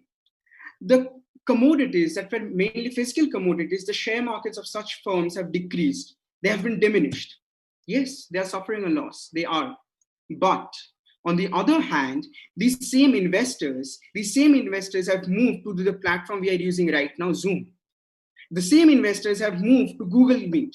The same investors have moved to OTT platforms. Online bank communication is the new future that we were looking forward to. In every time we will have to evolve. We cannot stick back to what it was. And that is what evolution is. That's the rule of evolution. That's the rule of change that we cannot deny. Even if there was not a pandemic, there would be something else. Because we were living in the era of wrongs and ignoring the scene. There had to be a striking point. As well quoted by someone amongst the speakers, a fulcrum. We needed that for us to actually develop, for us to realize what is really needed. There has been a lot of backlash on work from home. Well, let me first clarify, work is never a luxury. Being in front of your laptop or being in front of the industrial machine you're in, it's never a luxury. You never wake up in the morning and say, oh God, such a nice, I'm just going to sit for the work and do the conference on my laptop. That's not luxury. What luxury is idle life. Yes, that is luxury. So do not frame it incorrectly. Now, due to this work for home, what has actually been a benefit, the telecommunication reach has increased a lot, and that has in return boosted the economy. And not only that, in the near future, and even today, in the short span of time, there has been a huge bump in the sales of electronic devices, even in the rural areas. With the time, electronic devices had been a daily partner of our life. It is an integrated part. And so the costs of those are coming down. the electronic device, the mobile, very smartphone you would earlier get for 20,000. Now you get that for 5,000. And mark my words, that is the truth. And a bit more years to come, it will be available for 1,000. Now, online education. Online education, yes, a lot of nostalgia runs. I do feel that I do feel that sorry for the people who are actually currently in their 12s, not being able to do the physical school. And I also feel sorry for myself, not being able to attend my college. But yes, what it has done is actually equipping the new generation towards a better tomorrow. And people who speak of rural India are being actually the main sufferers, let me tell you, maybe not today, maybe it will time, 1 year, but yes, they will be the one who will be the benefited the most. Because the elitists have all and everything they need to sustain, but the poor don't. The demand market rises in such a manner that since education, since work from home is turning into a necessity, the MNCs, the firms, the telecommunication firm, the gadget firm, they will move to these rural areas of the country. While we speak of loss of employment, yes, that's a very bad news. The puchkawala is not being able to sell, but the same puchkawala is doing it through Zomato. And you know what? How is that advantageous? Another person, the delivery man, gets a job who was actually helpless, who was actually idle a few days back. Education has taught us to an extent to only think about either the best or the worst. We have to judge both the sides. I do not tend to say that everything that was in the past was that was like redundant. No, it was not. There was something right, and that's exactly why we exist today. But there were a lot more things that were wrong. And this is the time we have been able to come out of the comfort zone, which we needed to. We were in our comfort zone, we were in the cocoon, we were so happy because life was even quoted by another person. Chal raha tha. Chale jachilo tha. What was the problem? There was no problem. But there was a problem which we were failing to realize. Now, let me say something. Someone stated that we all are making compromise. What would we rather prefer? A compromise of a full auditorium of a very applauding debate, or rather the compromise of lives? Which is more important? That's the question. At this point of time, we all need to realize that we are facing something which we haven't. None of us over here are actually in a position to tell what's going to be the next future. But yes, what the human race, what the society, what the elites, not really the elites, what the experienced can do is probably apprehend what's going to happen in the future and work accordingly and try to actually make something out of it because they are aware of the reality. Is my time over? Yes, because I had two actually, yeah. Okay. Yeah. So just a concluding statement, and that's yeah. And yeah, that's carry all on, I would carry like. on. Just wrap it up. That's all I would like to state. And before thinking of the nostalgia, let's think of the reality. Because if reality doesn't exist, nostalgia, I don't know what will it be. Okay, now I'll move on to the rebuttals, I guess. Yeah. Okay. Yeah. Actually, your time is up, but the timekeeper was not audible for some reason. But finish your rebuttal. You deserve the chance. Yeah. Okay. I'll just quickly state a few points. I've noted this down. Okay, GDP was the negative since before lockdown. It is not the result of lockdown. It was in its nadi from the very beginning. No, it is not a result of lockdown. Patients surviving should not make us think that it's a right to neglect the severity of COVID-19. Obviously, there are patients surviving, but what really matters, it is not what it is. We should not be only concerned about the number of life we lose. We should also be concerned about the number of people who suffer and live, because that sufferance, the time they suffer, is nothing less than death. It's the hardest thing that many of us can't even imagine, I guess. And my last point, this was very funny, in fact, someone stated house abuse is a problem. And yes, let me tell you what, two partners being together is not the problem. The mentality of the one partner who is actually who is causing the house abuse is the problem. two partners stay together, family members stay together so that they can live in harmony. The problem is not that they live in harmony or not that they live in the same house. The problem is with the mentality that yes, house abuse can be done. The problem is with the mentality of that sick man that yes, house abuse is actually justified because we are staying in the same home all the time. Thank you. I would like to rest it. Thank you so much, Roham, for making your point there. I will reserve my comments for later, but I think a lot of what he has said will be up for rebuttal very soon. The next speaker is Rustam Biswas from St. James. Ma'am, can there be an adjustment? Like, I want the 2 minutes of my rebuttal added to my speech. So, like, can the bell be rung at 5 minutes and 6 minutes respectively? Like, it'll be difficult for me. Okay. Yeah, it's not a problem because we are participants. Please note that the judges have accepted our request and time is not going to be part of your marks calculation. So they're not judging you or penalizing you on time. Okay. So, Rustam. Yeah. All right. So, am I audible? Yeah. You are. All right. Yeah. So, think of a dove. Now, a dove to an ornithologist is a specimen of study. A dove to a human rights activist is a symbol of peace. And for a hunter, it's great dinner. Now, this is what we know as perspective. One thing being of a different ideology, of different importance to someone else. Now, good evening, everyone present in the house. Now, before I even sensationalize or begin my speech, I would like to speak about my duty as someone who's speaking against the motion. That is, I want to analyze the motion and understand what we as the house were actually supposed to discuss today and what this motion was about. Now, first, for doing this, I need to differentiate between two parts or two things. One is a negative and one is a contrapositive of the statement.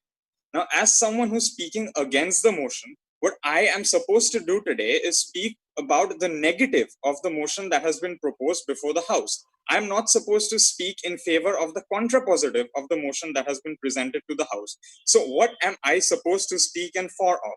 I am supposed to speak in favor of the fact that return to normal is not possible, not because normal was the problem. That is, I am supposed to say that the normalcy being problematic or non-problematic is not related to the fact that we can return to normal, that is return to the past or not, but because of the fact that human society has been reprogrammed in a way to adjust with the present scenario, irrespective of the fact that normal was problematic or it wasn't. Now, this is my constructive burden of proof. Now, what is my deconstructive burden of proof? That is, what do I have to say in order to prove my opposition wrong? I have to prove to you that normal was as problematic and as convenient as status quo. That is the present scenario. That is, I have to prove to you that our shares of problem have increased and decreased in the same ratio. That is what I have to prove to you, is that problems haven't increased or decreased. It is just the form of this problem that has changed. That is, I need to completely break the very premise on which my opposition is speaking. Now, let me begin with my rebuttal. That is my deconstructive arguments. Now, I have to say that status quo is as problematic as normal. That is, I need to prove to you that now is not less problematic or more problematic than the world was already before the lockdown, before the pandemic took place. Now, why is this so? As I already stated, this is because problems have changed in form. They have not changed in magnitude. Say, for instance, let me take the share market as an example. Now, earlier, we used to see a rise in the share price of Tata Motors, etc., even before the pandemic arrived.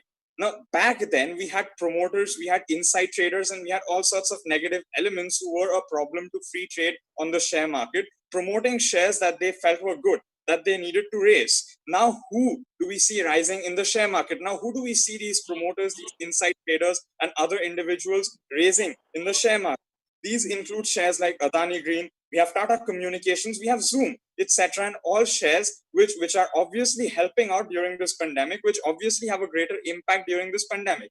That is, let's assume that the problem in the financial markets of our country and the world was the fact that there was insider trading and there was promoting going on in the markets. That problem has changed from one share to another. That is, the problem hasn't changed. The problem has just changed its form, not its magnitude.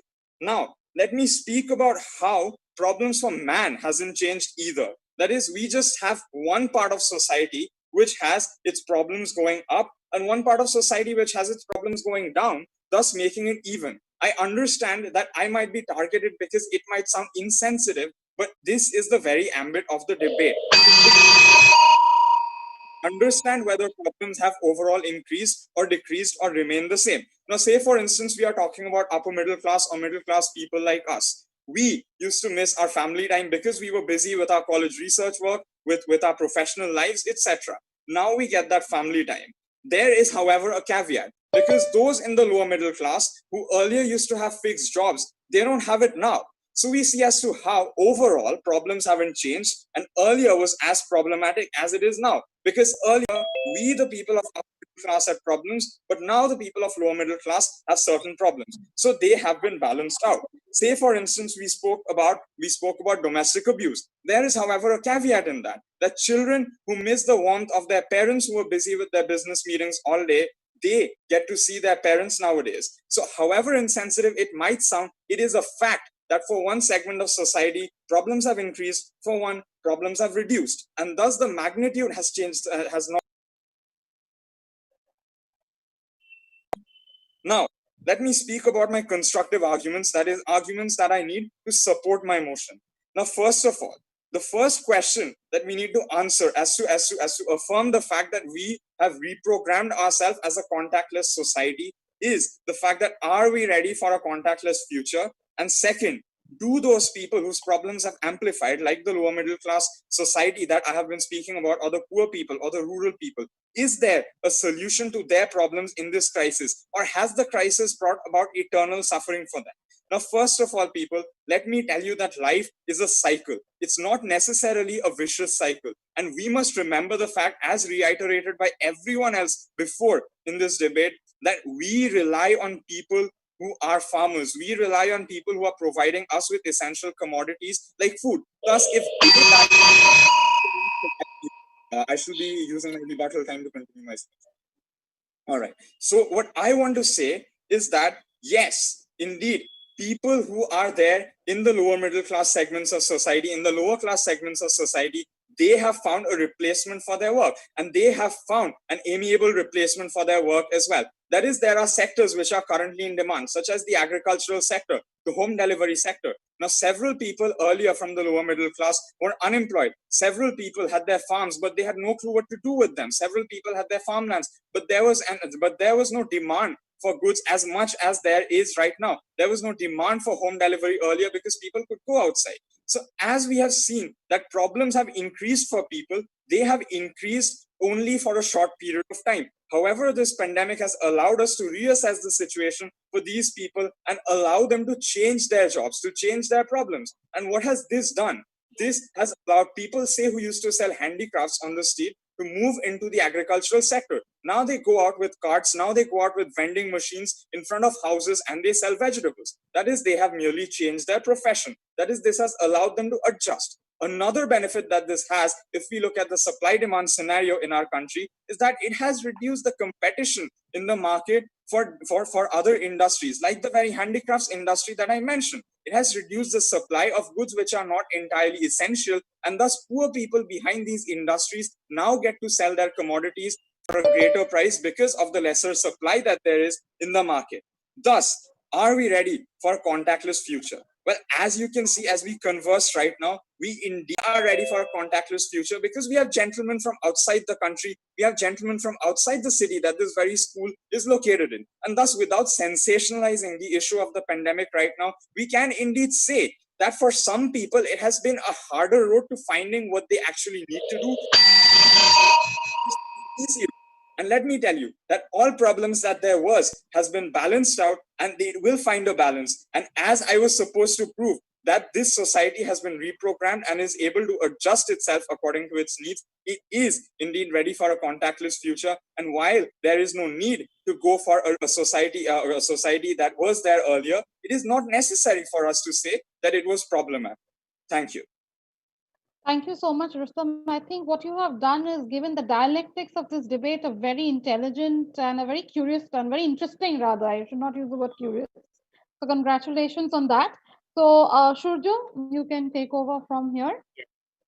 Thank you very much, Speaker. To move the debate forward, can I now invite St. Xavier's Collegiate School? So first will be Deepto Ghosh speaking in favor of the motion. Deepto, your time. Am I audible? Yes, Yes, you are. My internet connection is saying it's a little unstable, so just in case I get cut off, would you just let me know? Okay, right. Just let me know when I can start. You can start now. Right. Members of the House, it's important to bring this debate a little bit back on track because I feel like it's deviated slightly from where it started. So let's go back to Soham's definition right up front with respect to what normal is, right? Normal essentially means the status quo ante, the state of affairs that existed prior to the pandemic. And therefore, what the question that this motion essentially raises is whether a reversion to that previous state of affairs is possible or not. And the answer to that is a resounding no. And that necessarily brings us to our case today, right? Members of the House understand that at this moment in time, we have got over 1.3 million people who have died due to the COVID pandemic. So fine, in 2 years, movie theaters will open up. Restaurants will open up. You'll be able to go to Eden Gardens and watch cricket matches again. But if you are the friends or family of any one of these 1.3 million who have died, and the more that are going to come in the future, your life has substantially changed. And essentially for the opposition to come up here and claim that it has not, and it is necessarily possible to go back to the previous state of affairs is essentially a delusional argument to put forward, right? Members of the House, that essentially brings us to my first constructive, and that is that it is logistically impossible to go back to that previous state of affairs. Understanding that merely opening up restaurants and not wearing masks and being able to hug each other once again is not what we mean by going back to normal. Because essentially, there's going to still be a stain in the collective memory of our society. There's still going to be the collective memory of what the experiences were while living in these pandemic conditions, right? And this brings us back to what ma'am was describing when she started, and she beautifully said that we are the product of our experiences. And all of us over this last year have had a variety of different experiences that have shaped the way we see the world and shaped the way we behave and act towards each other. And that cannot be disregarded moving forward. And this memory will necessarily change how we are able to interact moving forward, even if the pandemic ends, even if the virus is stopped. And therefore, this reversion to normalcy, quote unquote normalcy, this reversion to the prior state of affairs is not necessarily possible, because we will continue to reap to feel the effects of all these experiences. We have to understand there are important stakeholders who have gone unanalyzed in today's debate. People who've lost loved ones, people who've lost their jobs, students who've lost their visas, migrant workers who are left stranded in different parts of the country and made to walk back to their hometowns, dying along the way. If any of you are claiming from the opposition that their lives have not been substantially altered in a way that it cannot be brought back to the previous state before, then you are making a completely uninformed argument, members of the House, because I can't understand how opposition comes up here and claims that we are making an elitist argument, when in fact the elitism is to suggest that we have been unaffected enough to be able to go back to what things were before. We have not hit a pause on our lives, and we will press resume once the COVID pandemic ends. The entire fact is that our lives have changed completely, and there is no going back to the normal that existed before. Second, the possibility over here is not just from a logistical standpoint, but from an aspirational standpoint. The COVID pandemic, as has been pointed out, has exposed massive flaws in the way our society and our state used to function from a policy point of view and economic point of view as well, right? The fact that we are depending on the Epidemic Diseases Act, which was drafted by the British in 1897 to deal with the coronavirus in 2020, not amending it and updating it at all, shows how inequipped our government necessarily was in actually dealing with this, right? So understand that normal has a connotation of complacency. As Soham said, cholche, right? Everything's fine, we'll deal with it. And we cannot go back to that attitude, because because now what this essentially amounts to is you failing an exam, getting a retest, and deciding not to study for the retest either. Because when we have become cognizant of all these flaws that existed, we cannot simply move forward by turning a blind eye to these flaws without addressing them. We as a society need to improve and update ourselves, and therefore return to the normal, to the quote unquote normal is simply off the table. That brings me to an end of my 4 minutes. I'll move on to my rebuttals really quick.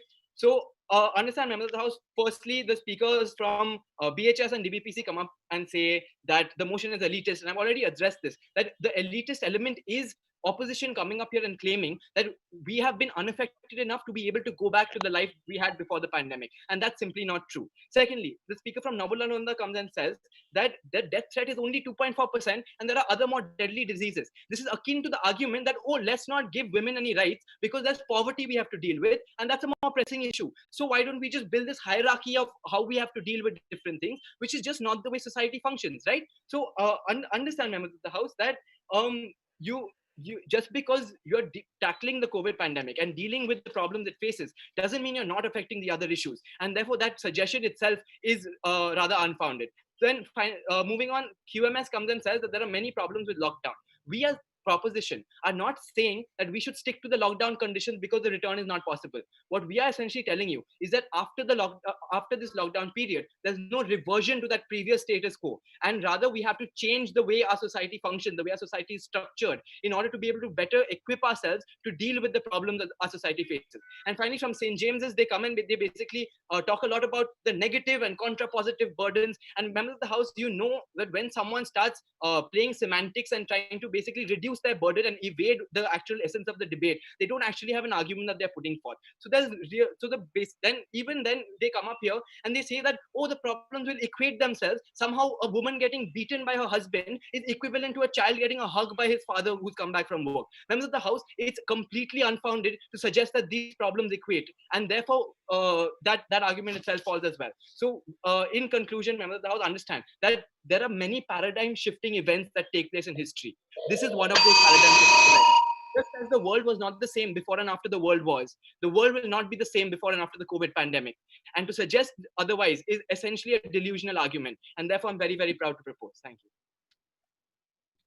Thank you, Deepto. Thank you very much. May I now invite Priya Marik, who will be speaking against the motion. Yes. Am I audible? Yeah. Yes. All right. So let me start. Good evening, respected chairpersons, eminent judges, my fellow participants, ladies and gentlemen. It gives me great pleasure to represent St. Xavier's Collegiate School all the way from a locked down United Kingdom. Now, I thought I would begin my speech with a bit of humor, but then I decided against using a coronavirus joke because I did not want all of you to wait for 2 weeks to see if you got it. So instead of humor, let me use an analogy, right? And the analogy that I'm going to use represents a tunnel. So the members of the proposition have been trying to tell us, have been giving us the impression that over the last few months during the pandemic, we have all been trapped in some kind of a dark tunnel in the midst of desolation, despair, destruction, even death. And that not returning to the normal would mean that we get to see light at the end of the tunnel. What they haven't told us is that that light comes from the headlights of the next train that is rushing towards us. A train that is going to ensure that we can't get out of that tunnel, and a train that is going to drag us on board. Because this is a train that may wobble and wander, but will eventually get back on course. Because this train, ladies and gentlemen, is the train of human civilization. This train is the reason why we can not only get back to normal, but also we should get back to normal. So let me explain how we can get back to normal before I get to the should part. That is because there is a fundamental difference between the nature of the virus, that is COVID-19, and the nature of human beings. You see, a strain of COVID-19 in Argentina cannot collaborate with the strain of COVID-19 in Algeria or Angola. But human beings, scientists, for example, sitting in Bengaluru, can coordinate with those in Beirut or Berlin. The simple point is that we as a species know how to collaborate, communicate, cooperate. That is why we will eventually overcome the COVID-19 challenge. That is why we will eventually come up with standards, types, norms that are uniform, that impose predictability and certainty and create a sense of order. For what is normal after all, if it is not the veneer of civilizational stability upon the daily flux of existence? Now moving on to why we should return to the normal. This is because if we do not go back to the normal, we do not understand what the abnormal is. We do not understand the standards and criterions according to which we set our fears, our hopes, our aspirations. If we do not go back to the normal, children don't realize what holistic education in schools are about. They think that a Zoom classroom is normal. If we do not go back to the normal, protesters do not take to the streets and are limited by the constraints of Facebook and Instagram. If we do not go back to normal, then we cannot hug that friend we haven't seen for 6 months without a shudder in our hearts. If we do not go back to the normal, then our hands will consume more alcohol through this than our mouths. If we do not go back to the normal, then parliaments will continue to be reduced to rubber stamps and will not be the citadels of democracy, discussion, and debate that they are supposed to be, as we have seen increasingly during the pandemic, be it in Israel, in Hungary, or even back home in India. The reason why we need to go back to the normal is because the normal is not a problem. The normal is an aggregation of everything that we stand for. The normal is an aggregation of everything that we stand for, the good and the bad, the ugly and the beautiful. We need to go back to the normal because the normal tells us who we really are rather than what we've been forced to become. Now, let me conclude my speech proper with a confession. I have enjoyed participating in this debate all the way from the UK through Zoom, but I would have loved it so much more had we gone back to normal. Why? Because then I would have been able to go back to Kolkata, wear my favorite St. Xavier's Collegiate School blazer, which lies tucked in a corner of my home cupboard right now. I would have been able to revisit the Our Lady Queen of the Mission campus for the first time in a decade. I would have been in the midst of an electrifying audience whose responses I could hear. I could have delivered my speech from a grand stage, gone back to my seat, freely inhaled the chilly evening air of a Kolkata November evening, and reassuringly told myself something which I hope my speech has proven, that we are not. Yes, I'll just sum up in 5 seconds. That returning to the normal is not only possible, but also desirable. And that sometimes the more things change, the more they remain the same. Thank you. May I begin with my rebuttals now? Yes. Right. So quickly, what we have heard is a lot of sophisticated semantic shifting. New normal, normal new is the normality in the novelty, is the novelty in the normality. Let me give you a very simple example and illustrate what the normal essentially means. Normal doesn't mean going back to February 2019 before Narendra Modi in India announced that the COVID-19 lockdown is going to be imposed. Normal doesn't have a timeline in this case. Normal essentially means imposing order upon the flux of civilization. So let's assume this left hand is normal, below it is the flux of civilization. Before the COVID pandemic hit, this was stable. So we were not as observant about what was going on beneath. The COVID pandemic comes and this begins to wobble. So we now see what is going on beneath. But with time, what will eventually happen is that people will collaborate, cooperate, and communicate to bring back this level of stability. And therefore, we will return to the normal. Therefore, we will return to that predictability, to that certainty. Now, a lot of us, especially on side proposition, have said, oh, now we can see all the problems in the world. That doesn't mean the world is getting better. That doesn't mean that during the pandemic, we'll be able to solve those problems. Everyone knows the autocratic tendencies of China, but are we being able to stop them from eroding democracy in Hong Kong? Everybody knows that Poland today is reclining in terms of its society, but are we being able to hold back the going back on abortion laws that the Polish government is doing? Everybody knows what is going wrong in Kashmir, but are we being able to prevent the BJP government from actually imposing greater curfews and imposing Kashmir under a web of lockdowns? No, we cannot. Ladies and gentlemen, what we need to understand is that knowing there are certain problems does not mean that we've been able to solve those problems. Today, for example, we have speakers coming up and telling us that, you know, in this situation, we've had an equivalence of sorts, right? On one side, you've had some issues with the lower middle classes. On one side, you've had some resolutions for the upper classes. But that is not true. It is not fair to create an equation and say that, look, something has gone down here, something has gone up here, so everything is back to normal. No. What we need to understand is the reason why we will come back to normal, whether we like it or not, is because we will get used to the way we are living. It is not for me as I sum up in 10 seconds, to spuriously suggest that there have been no changes. But what I mean as opposition is that those changes have lulled us back into the same kind of order that we previously used to belong. Normal is not a time, it is a state of mind. It will eventually come back, for that is how we human beings have always evolved. Thank you very much. Thank you, Priya. Preeti? Yes, I think I'm going to be a little mischievous here because it was really good to see St. Xavier's and St. James locking horns with each other, right, one after the other. And that for me was a return to normal because it made me very nostalgic about my school days when these two were really big on the debating circuit in our school competitions. So next up is Sushila Birla Girls High School with Ekta Biani speaking for the motion. Am I audible?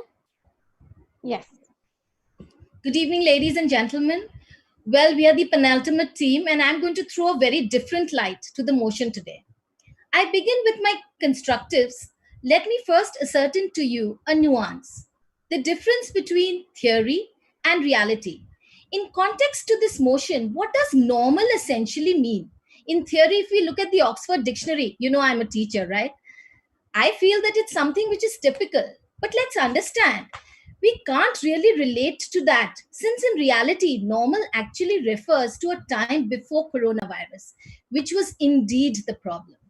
Respected chairperson, honorable judges, members of the House, and my worthy opponents. Today, the motion played before the House reads, return to normal is not possible as normal was the problem. In today's debate, I am going to base my arguments on three burdens, which I'm going to prove to you. First burden shall be to prove that return to normal is not possible. Secondly, normal was the problem. And thirdly, return to normal is not possible because normal was the problem, which in other words is the motion for today. I would like to first prove to you my first burden through my first constructive, which in a layman's language is two words, which is physical manifestation. Ladies and gentlemen, throughout mankind, we have observed that we humans think that we are a superior race and we pay no heed to a risk till we have to face it or our family has to face it. When China was going through this upheaval, this crazy virus, and then Europe, India was unaffected. We didn't care about anybody else's grievances. I would like to cite another example. It was world news when the dolphins reappeared in Venice. Due to the lowering levels of air and water pollution, till the time we heard that about it, we did not understand that dolphins not being in Venice was a problem. These thoughts were far-fetched. What this coronavirus has essentially taught us, it has taught us to retrospect and directly realize that what was wrong with the world we were living in, why return to normal is not possible. Moving to my second constructive, moving to my second burden of proof, which will be proved by my second constructive, is that then was essentially life what it was meant to be? It was meaningless. It was really a disaster. A rat race where humans were merely trying to survive. There was no living. The decreasing family time was a deterrent in each person's mental health. There was depression, mental instability. People were at the nadir of their emotions. Mother Earth was exploited. And look what Mother Earth has done. It has struck back with vengeance. As we say, Mother Earth is Shakti. The fact that the influence of India had reached a magnitude which was like a hornet's nest. It was a tsunami. We were all inundated. I think no one in the audience is going to refute that. That earlier, whatever was happening, that normal was the problem. Yes, now I would like to quote the great Amartya Sen. He said, the greatest solution to a problem is its identification. Now, since the problem is identified, the case is really understood. It's crystal clear that life before coronavirus had several flaws. So let's come to terms with the fact that we cannot reach where we were before because earlier there was no clear identification of the problem. Our perspectives can never be the same again. Now, if we consider a hypothetical scenario and think that purposely we want to go back to that time, let's understand we cannot do that. There is no going back because our life was a problem then. I would like to now rest my case by saying that we have to understand what is now is better. We have come to that. I would also like to reiterate one more point that I have realized that it's become so realistic. Now we are finding mentors in our family, friends, teachers, and doctors. Earlier, it was just those sport icons or, actors. Now we have come to live with what is going on. The people around us have been able to get more value from us. I think it's the biggest virtue to understand the value of what we have and to treasure it.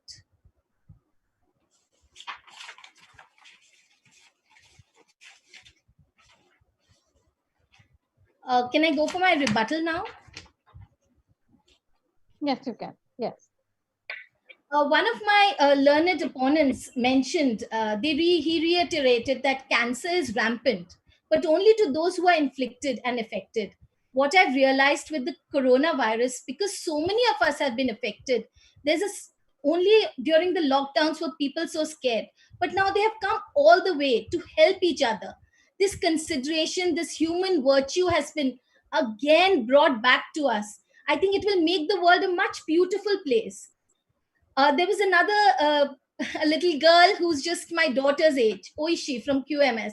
My heart bleeds, Oishi, for Jayanti, but the bigger picture is that yes, people are being able to make it even after there are so many of them who have really suffered. We have to look at it in this way, that philanthropists around the world have come and they have volunteered, they have helped, and the penniless have been given a lot of support and aid. So we can't always think of the negation, the negativity in our lives. We should also look at what we have been able to achieve after this.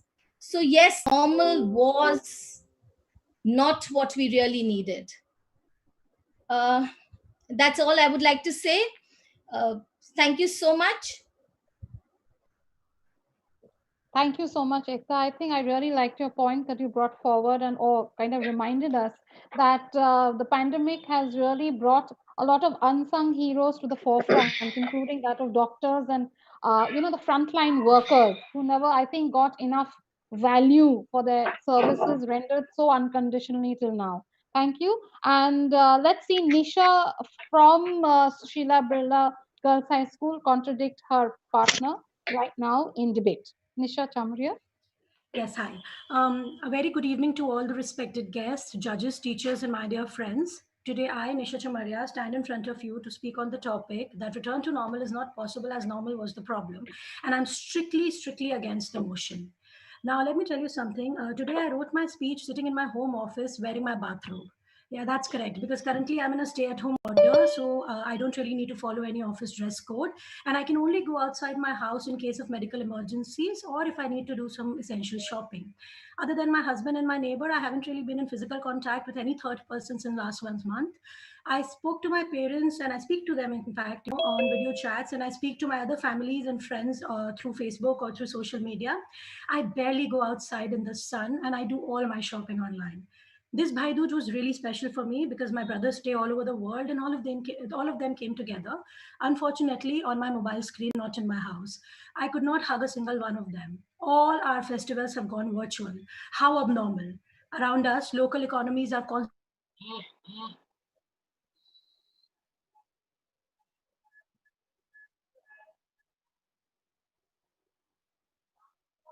I think we're having connectivity issues, or is it my connection only? Shurja, No, no, I can't hear as well. I think her video has gone off. But we'll just wait a few minutes, a few seconds rather, and then wait for her.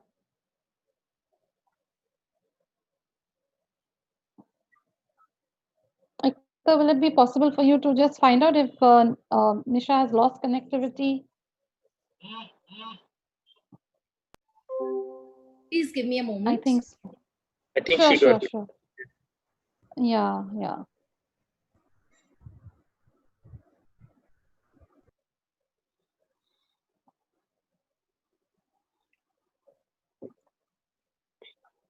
Please bear with us, audience and participants. We'll just get a little bit of a update on Nisha and maybe take a decision.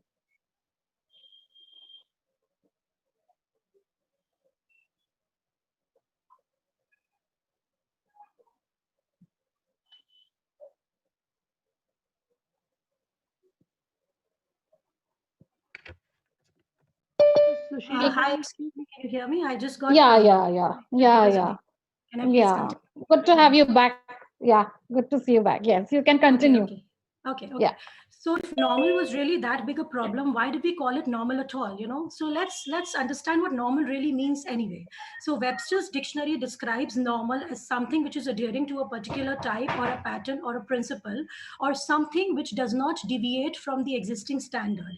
So let's say, for example, the word very sneakily moves away from a description to a prescription. Like in a present situation, not meeting anyone from outside or staying completely away from all the outsiders, having zero contact is considered normal. Another description of normal could be the ideal. So although it might be normal right now to not meet anyone, but trust me, that's not the kind of society that we want or we wish to achieve. So there is nothing normal about the current world behavior. The pre-pandemic world, let's say, was familiar, it was safe, it was comfortable for us, and right now people are completely scared. They are scared because they are fearful, and when fear sets in, you want to go back to a time before that fear had set in. When it comes to defining normality, people assume that we start from a thought of what is normal and then as an afterthought describe what is abnormal. Why not do the exact opposite? Why not start with the thought of something that makes us feel off or that makes us feel a little uncertain or anxious? Like, for example, right now everybody is absolutely uncertain in terms of businesses, finances, education, schooling, vaccines, drugs, deaths. Would you still say that normal was a problem? I mean, let me ask you all something, and please respond by a show of hand here if you will.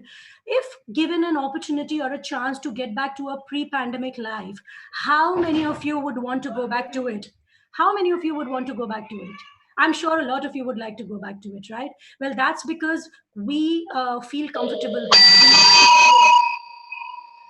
And in a few days, all our lives are going to get back to normal. Some of the businesses are going to completely shut down. Some people might never return from the ICU. Some people would still find it difficult to fill up their food pantries or to pay up their rent. Some politicians are going to constantly talk about the renewed public healthcare system. We are going to be constantly faced with daunting challenges, and the scientists and the medical experts are going to outsmart these challenges. But amongst all these enormous challenges we are facing on local, global, and individual level, well, the one thing that's going to stay on to us is the will that we are going to return back to normal, the attitude that we have of fighting back always and getting back to where we started of being normal. Thank you so much. Now I'd like to get back to my rebuttal.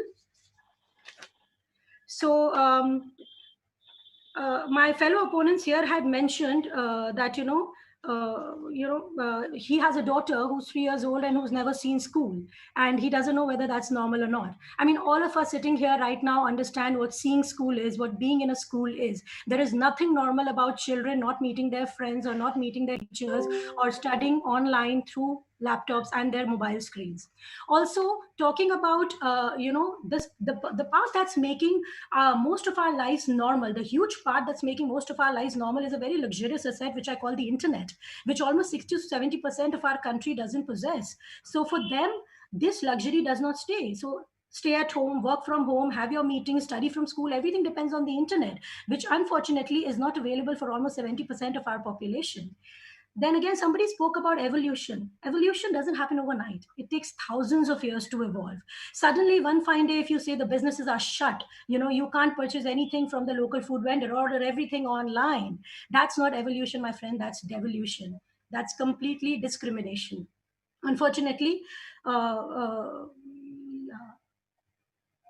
yeah, and somebody also mentioned that we'll never be ready to lose our loved ones. Absolutely, we are never ready to lose our loved ones, But right now, every morning we wake up thinking that our elders in the family are okay. I hope nothing's wrong with them. Earlier, this was not the case. Earlier, we didn't have to worry about it so much as we have to worry about it right now. So to sum it up, I would like to say that return to normal is possible. We will return to normal, and hopefully next year we're going to be having this debate in an auditorium full of people where we're going to be hearing loud cheer and claps with everyone around, and that to me would be normal. Thank you so much, everyone. Amen to that, Nisha. Amen to that.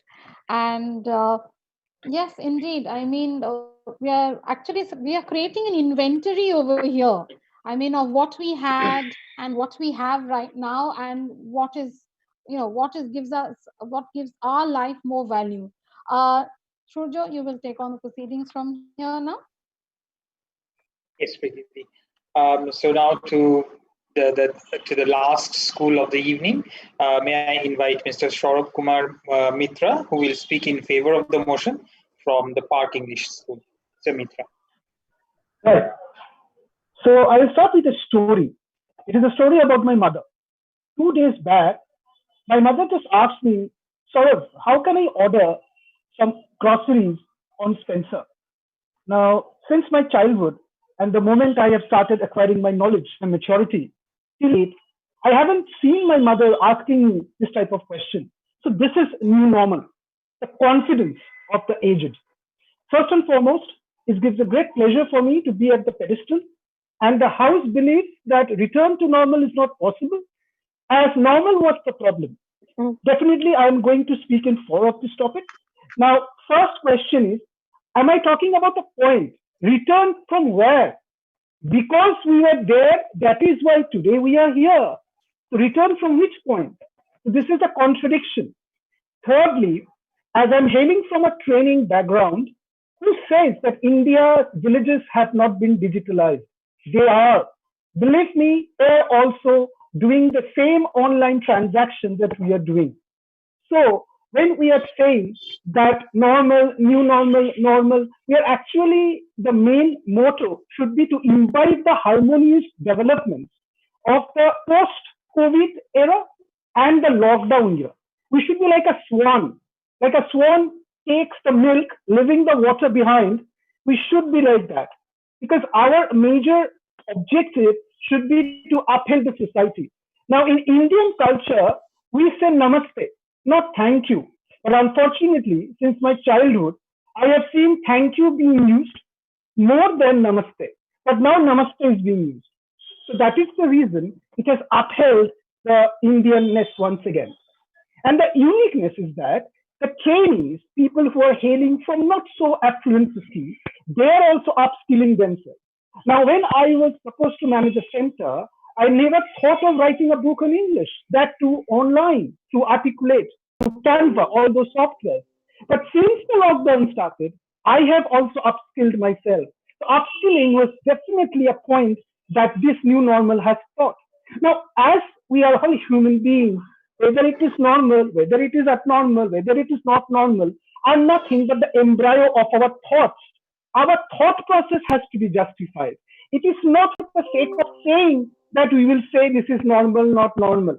As a human being, as a mature individual, we should understand, we should imbibe, we should realize the fact, we should be on a pedestal, we should understand what is right. Just by quoting normal, new normal, old normal, we cannot run away. We cannot run away from the harsh pragmaticities of life. We have to be pragmatic. Thirdly, what we have seen is merely hugging doesn't keep a relationship on. If I have a strong heart for anyone, even without physically coming into existence, we can keep up the relationship. It is all about the embryo. So again, the whole society, our training, our education, let us awaken those senses. Are we just arguing for the sake of arguing? Or we are trying to bring some solid points so that as a human being, we can live and let others live as well. The most important point here is we have to understand the essence of this motion. That is most important.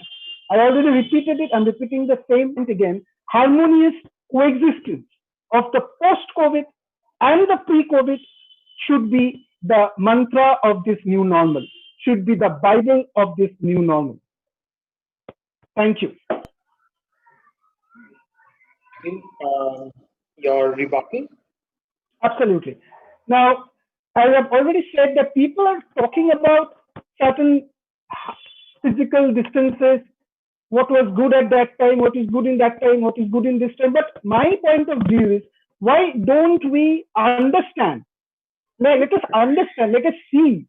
Because our main object is to make the society a better place to live in, first. Secondly, all my learned participants, my fellow friends have given a lot of data. Now, if life is totally on data, can emotions be guided on data? Emotions are, you cannot fight emotions with data. Third point, like a swan, we should live in a society. That is very important. We should take the milk and leave the water behind. And the most important part, we should be in a collective form of living. We should always be in a collective form of living. That is what matters. Thank you, everyone. Once again, the Lady Queen of the Mission, Alumni Organization, and my school organization, thank you for giving me an opportunity to be a part of this team event. Thank you once again. Thank you, Mr. Mitra. May I now invite Mr. Moinak Singh Gupta, who will be speaking again. Hi, am I audible? Yes. Okay.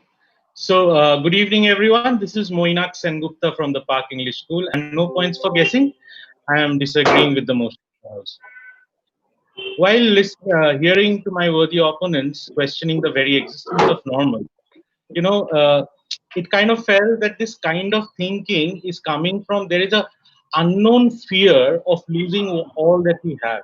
That has been a prevalent mood throughout this debate. Today, being the last speaker, I've had the opportunity to hear everyone, and I realized one thing: fear is one thing that is guiding this motion.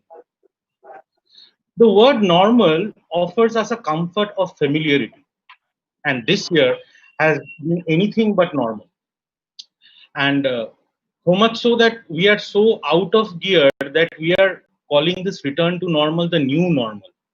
And by adding this three-letter word new, what we have done is we have taken the familiarity out of normal. And therefore, we have stopped feeling safe. The bigger question here is, do we need to live with this fear? Let's define what is normal for humans. Normal is breathing. Normal is sleeping and waking up, going to work, eating, meeting people, having friends, falling in love, getting married. That is normal. It is normal for humans to pursue knowledge, to build communities, cities, to find solutions for problems that are bigger than themselves, invent medicines, spacecrafts. That is what our species is here to do in this universe. That is our role. COVID is a disease that is affecting our species. It has left us kind of ailing, but we are not threatened by its existence. Being safe, wearing a mask, cleaning your hands, hygiene practices. This is just another routine that has been added to our life. It won't change our lives forever. I don't believe that. Okay, the impacts on economy, livelihoods, and lives might have been devastating, but we have to look at it as a possible reaction of fighting a disease. It's like when you have fever, you are down, but not for long.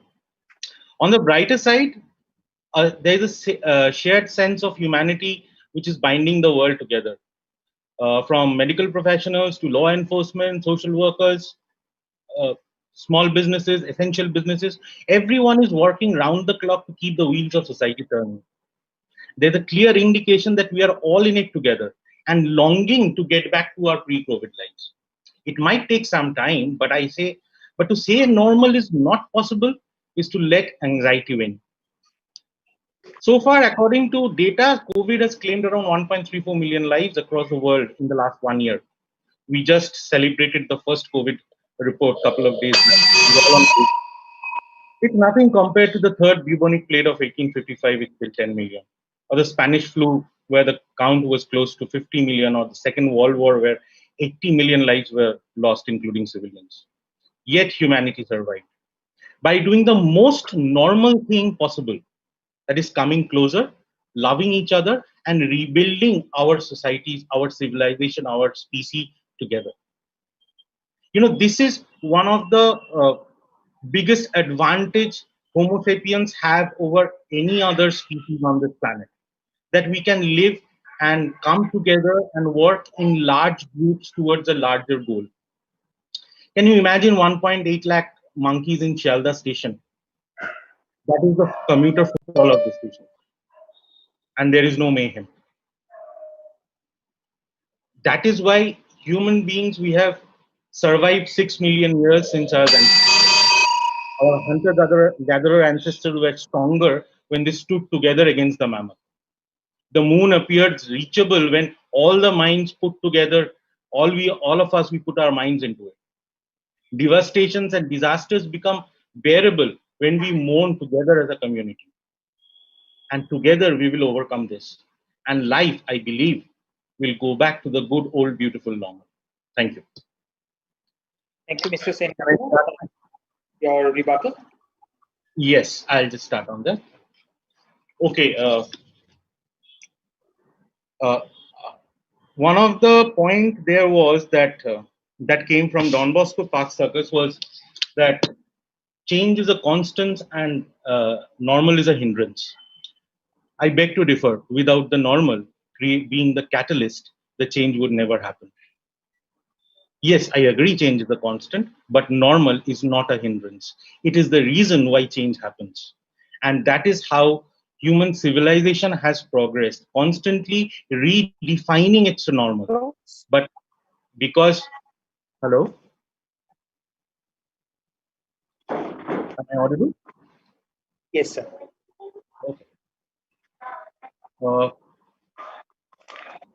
There was another point about from St. James's School about how electronics are getting cheaper, online banking is becoming the norm, and while one point was mentioned that by some people in the rural areas might not be so lucky about online education, but soon other MNCs will come in and fill up the gap.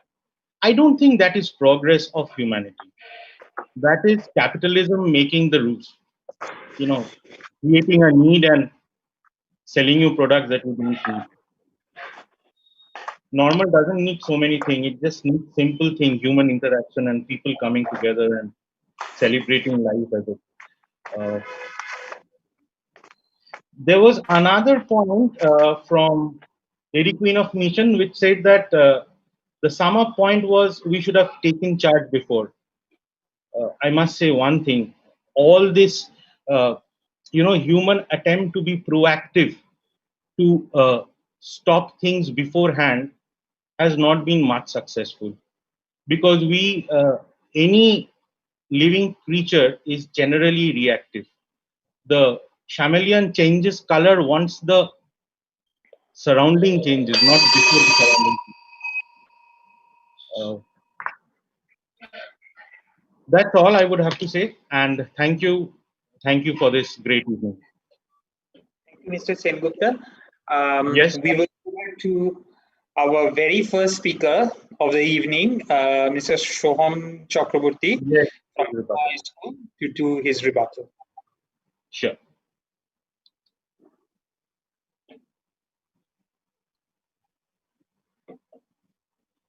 Much like Mohinir Ghodaguli, I have written Bachor Kudi Pade. So here's what I need to talk about the opposition, right? They have made two basic frames of argumentation. One frame has been that the proposition is elitist and they have largely propositioned themselves as populist. I have a particular problem with populism of this kind, where you patronize the poor and indulge in basically a kind of povertarianism, where you essentially say that look at the lovely street vendors that used to exist, look at the lovely poor people that used to be on the street, and like look at the hawkers that used to be there, and these lovely interactions that used to happen on the street. The thing is that the reason why they existed in that state and the reason why they do not exist anymore once the pandemic has struck is because that these people did not have options and these people did not have social security nets. That's the basic crux of this debate, right? You can build everything, you can build poetry and civilization only on top of security and food and shelter and health.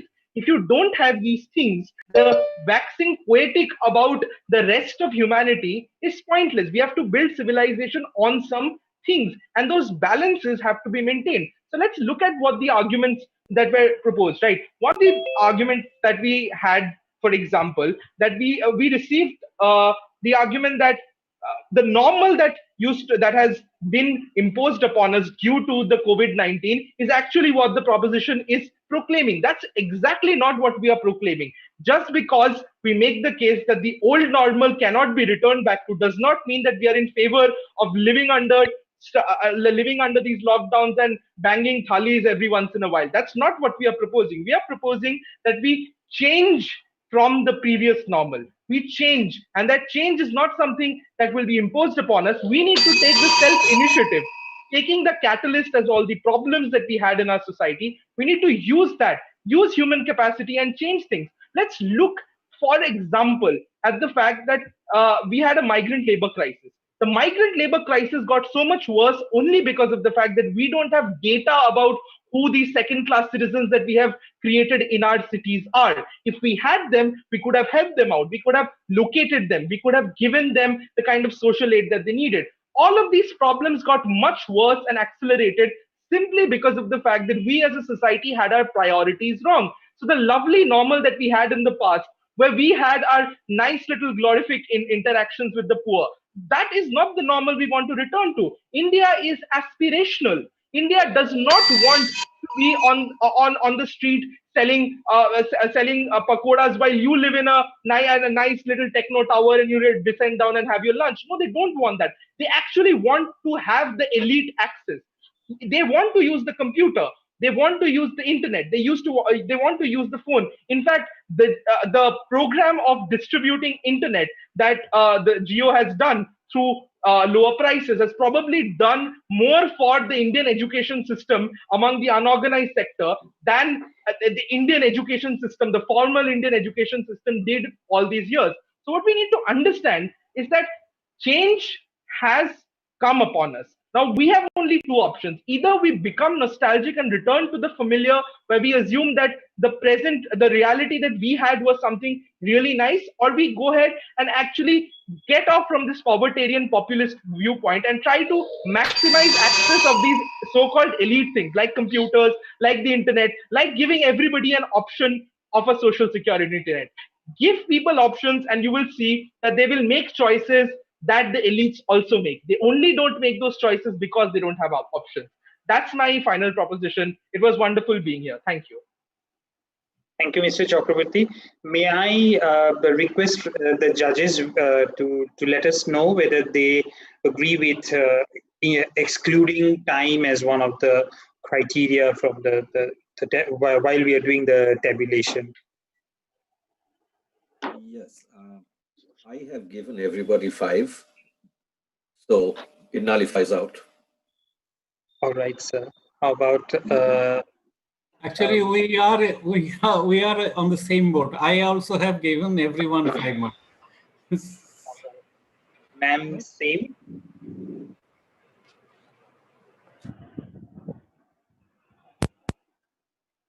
Am I audible, ma'am? Purna ma'am is here. Yeah, I've done that too. I've discarded the time factor. All right, ma'am. Thank you, judges. Before I hand over the time, I just had one takeaway. I mean, not just one, but then one that I would like to highlight. I came here with this constant dilemma, what is going on? Because every day, I'm a teacher. Every day I sit in front of the laptop every morning, and then I look at these 20-odd kids through the learning management system, and all I can think about is when I'm going to go back to that physical classroom, to the chatter, to all the screaming and thank yous and good morning and all these things. And then again, there was last week I was speaking to one of the parents, and she was telling me, I wonder whether when my child gets back to the school, whether she remembers how to actually go to school, like getting up, getting ready, carrying books. Like you need to carry your books to school, sit and share lunch with your friends. All these essential things, whether they remember. But honestly, after listening to everyone, one thing I have realized is not everything is bleak. Yes, there are learning points, and this is probably the time when we have to stand and look back and reflect and learn. But it's not just bleak. Something good is coming up, and then hopefully we will all learn something. And then eventually when the lockdown is gone, when no more coronavirus cases are reported, we will be in a better place. Thank you, everybody, for all your arguments, for all the points that you have put forward. I will now hand over the time to Ms. Nasreen Latif. Ma'am, you're muted. Thank you, Shurjo.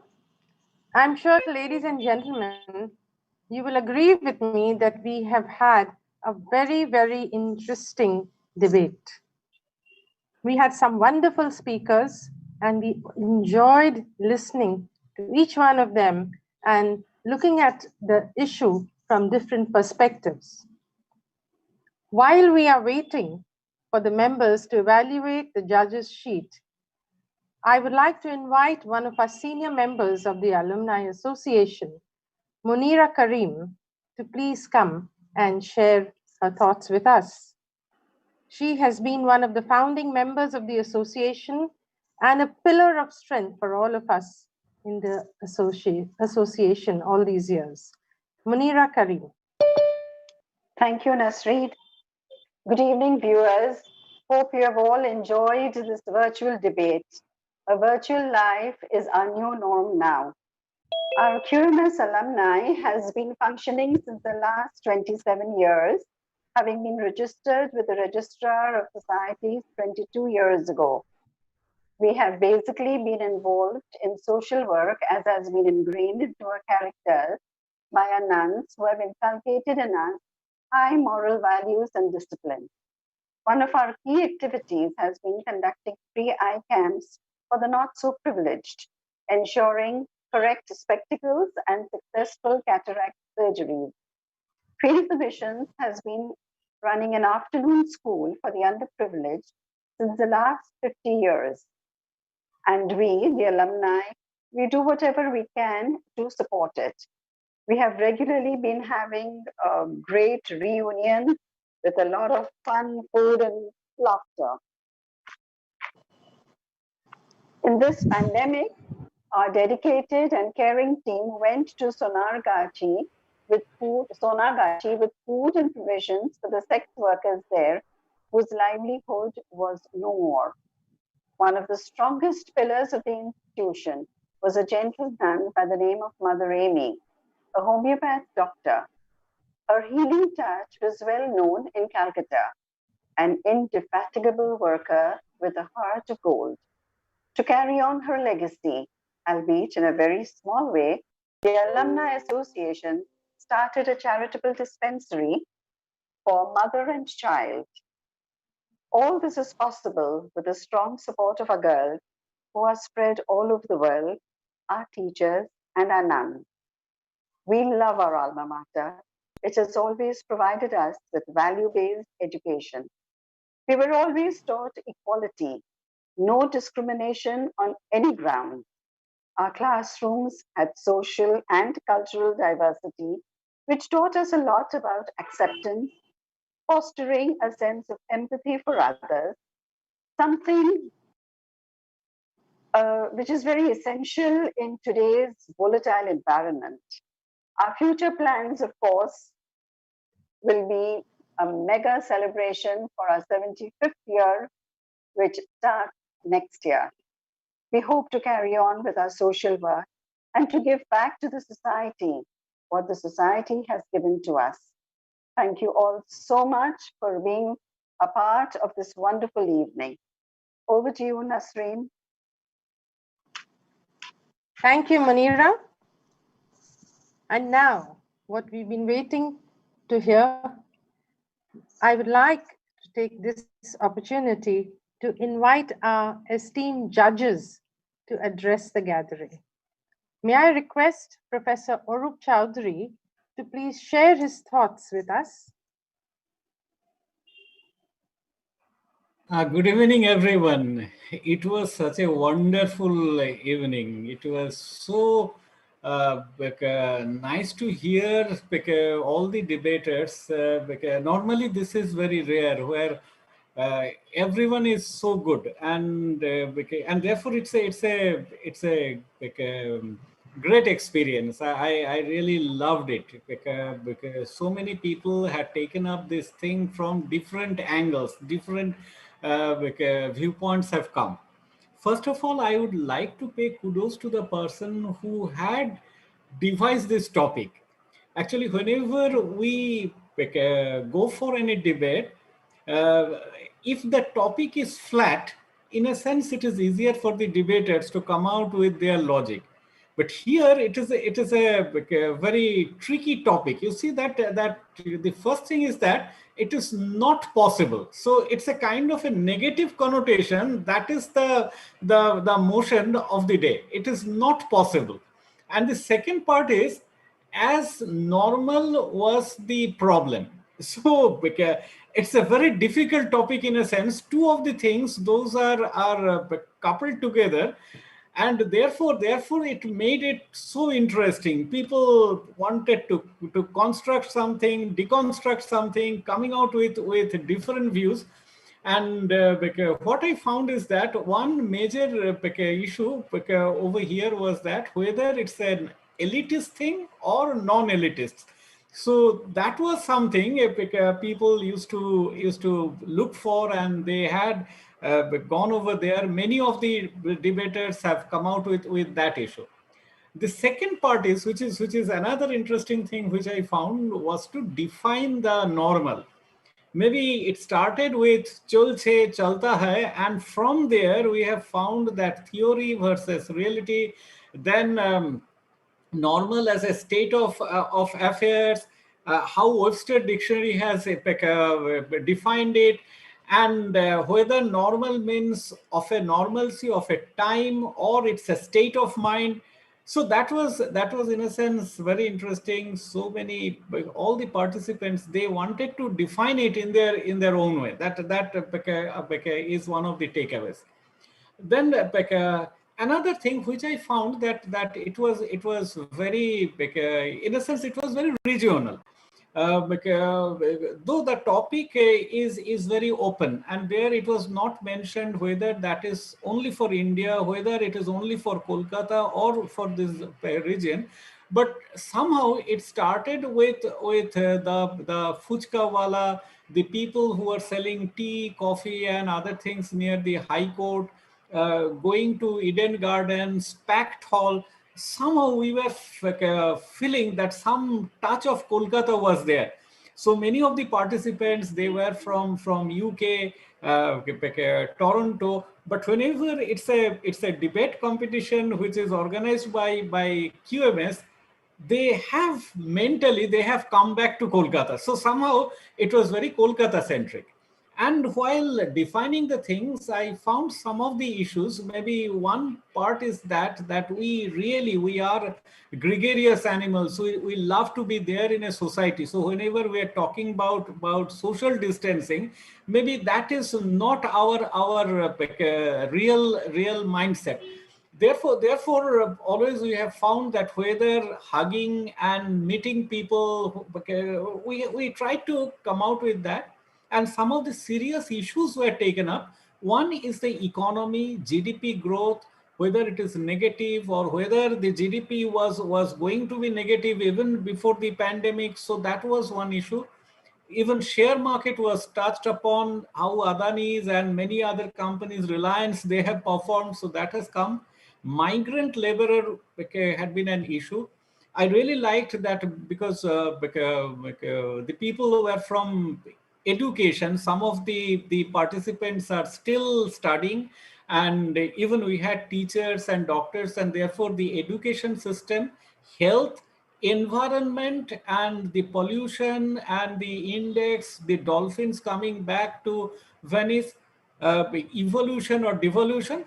These were some of the things which had come and had been. It has a lot of emotion and passion, logic, etymological dimensions, identifying that, and a lot of entertainment. I really liked it. It is good that in these debates, though we are judges, we do not have to give a verdict, because we have the advocate, one of the advocates over here as a participant. There, whenever they plead, the judge has to give a verdict. But the good thing about these debates are that the judges don't have to give verdict. In that case, it would have been very difficult for us to give, but it was really wonderful. Thank you so much. Thank you, participants, for and at the same time, the organizers, for inviting me to be the judge. Thank you so much. Thank you, Professor Arup Chaudhary. Thank you very much for your wonderful words. May I now request Ms. Purna Chaudhary, ma'am, if you could address the gathering and share your thoughts with us. Yeah, I hope I'm audible. Yes, you are.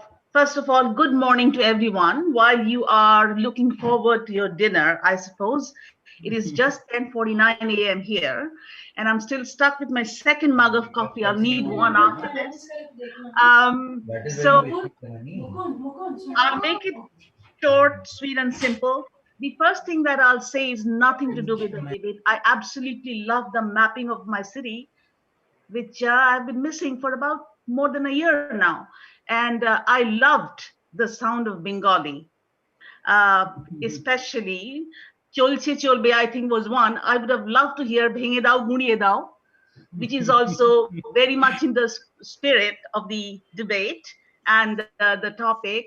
And I absolutely love the reference to Mohinir Ghodaguli because I'm a happy and proud first generation Mohinir Ghodaguli person. I knew many persons in the first generation of Mohinir Ghodaguli, and it brought back memories, especially Deshe Ashe Kolkata, which also happens to be my favorite number from that group. About the debate, I absolutely love the dialectical progress. I love the participation of all members across time and profession. I absolutely love the fact that professionals have decided and agreed to share the same platform with students. And I absolutely adore and admire the courage of the students who have actually dared to face and fight professionals at the same level. It was very, very enjoyable. And as my previous speaker said, we are not here to pass verdicts. I also want to thank the organizers for having, as also my previous speaker has said, a topic that is so relevant, so dynamic, and absolutely touches the core of our present existence. With that, I would like to end my speech, and thanks to everyone for making me a part of this amazing experience. Thank you. Thank you, Ms. Purna Chowdhury. That was wonderful. May I now request Mr. Gautam Roy Chowdhury? Sir, if you could say a few words to all of our members present and friends. Mr. Gautam Roy Chowdhury. Good evening. Am I audible? Yes, you are. All right. Good evening and good morning to me, because it's about 9:52 in the morning here, -6 Celsius outside. That's a normal for me. Now, it reminds me of Ritwik Ghatak's Jukti Tokko Goppo. Logic, argument, stories. I didn't hear any story today. I heard argument, I had logic. I just had one story, a faint joke, which was good because he made my day. Now, let me tell you a story. And before that, I'd like to quote a song. If you can't be with the one you love, love the one you're with. That's Chris Steele, Nash and Young from our days. And yes, I'm an oldie. So there are two roommates in BE College, Shibpur, way back in the 70s. And they had so much mosquitoes in their room. And one student, he found out that there was a big hole in his mosquito net. So what is he supposed to do? He doesn't have any needles or threads. He cannot sew it, no safety pins. So he said, okay, let me cut the other side of the opposite side, make another hole. Took a drawing sheet, made a tube, and connected those two holes. So the mosquitoes coming from one side to the other. Now, these stories is just, what happens is that when you are dealing with such a topic as it is today, if you're talking about only one thing, that only one perspective, which you didn't, sometimes we get lost. Mosquitoes come from one side, goes to the other. Another thing that I noticed today, that different speakers were taking different positions. Sorry, I'm a little bit perturbed. I just got news that my mom has very low oxygen level and she has been admitted to the hospital, and I cannot do anything about it. So pardon my slowness in speech. Now, one of the things that I can tell to all speakers and everybody who participated to it, if you know the history of this topic, it was a Japanese graffiti. A Japanese graffiti to an internet meme to a debate topic. That's the new normal. News fast thoughts and news, they travel faster than the speed of light, or maybe close to the speed of light these days. Normal that we experience is nothing but reversion towards the mean. So now we have a new reversion towards the mean. There is a shift in the distribution of the events and our thought processes. And we are trying to catch up with it. Once we'll catch up with it, another disturbance will come. These shocks come, whether they're pandemics, whether they're wars, whether they're cultural shocks, whether it's coming from the Middle Ages to the Renaissance era. These shocks come. That is the only constant. I'm very much fond of comic books. And one movie that I'd like to talk about is like onwards and upwards. That's how society moves. We don't go back. What we consider normal in the 1900s or in the 20th century and the middle 20th century maybe, treating syphilis with mercury no longer will be permitted. In the 80s, killing head lice with kerosene, would you do that? No. Society changes. Shoti is no longer there. I heard that argument. That's an excellent point. Shoti is no longer there. Child marriages are on their way out. We still have some, but we don't want to go back to those days. So it's not just about pandemic. It's about change. How society changes and how we accept that change, call it a new normal, then few years from then or few decades from then, that we call it, oh, that was then, this is now, it's the new normal. So the definition changes. And I think all the speakers, some more so than others, did really a fantastic job looking at that thing. Just my 2 cents. And now I'm thinking about having my second cup of coffee. Thank you very much for inviting me. It was a pleasure and a privilege. Thank you, Mr. Gautam Roy Chandri. It was indeed a pleasure listening to you and to the other 2 judges. Thank you. While we are waiting for the sheets to be checked and evaluated, I would like to call upon Mrs. Prema Majumdar. Who does not know Miss? Everybody knows her. An ex-student, an ex-teacher, presently the Vice President of the Alumni Association, one of the founding members, a singer of repute, a friend, philosopher, guide for many of us, and mother of 2 exceptionally talented young ladies, one of whom is our moderator today. May I request you, Miss, to give the vote of thanks, please?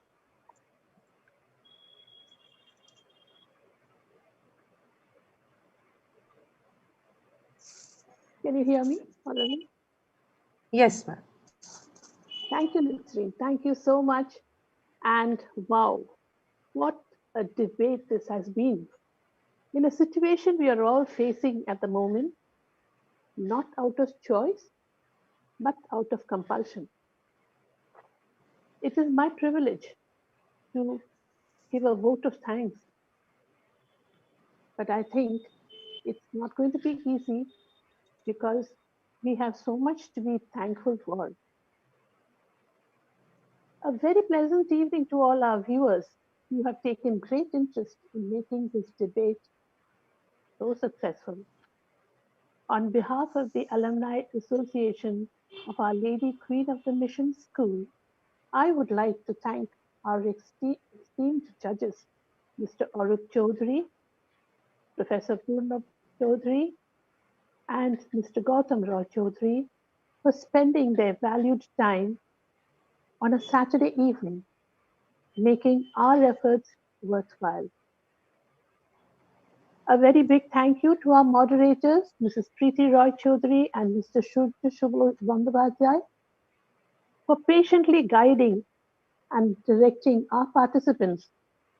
This was surely not an easy task, but your interest and involvement and livening up the debate is much appreciated. Our 18 eager participants from the various schools in Kolkata need a special mention and a word of praise.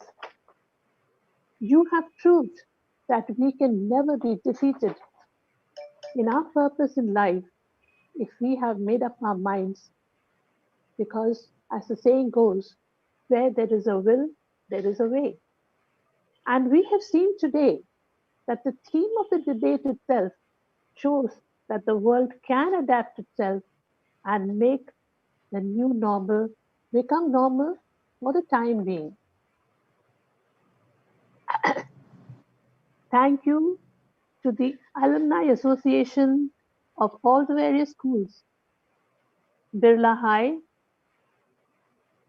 Don Bosco School, Navanalanda School, Our Lady Queen of the Missions, St. James School, St. Xavier's Collegiate School, Sushila Birla Girls School, and Park English School. We just can't imagine the whole event today being viewed at the same time from different parts of the globe had it not been for the technical expertise of Mr. Shubhru Saha.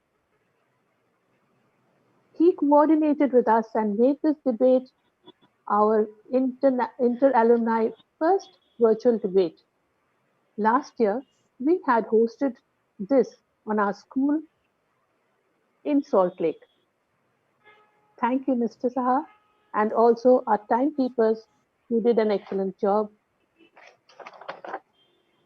Ms. Christina Gooms and Mrs. Chandni Memuna Shenawaz. Thank you for your prompt responses and timekeeping, which was a huge help.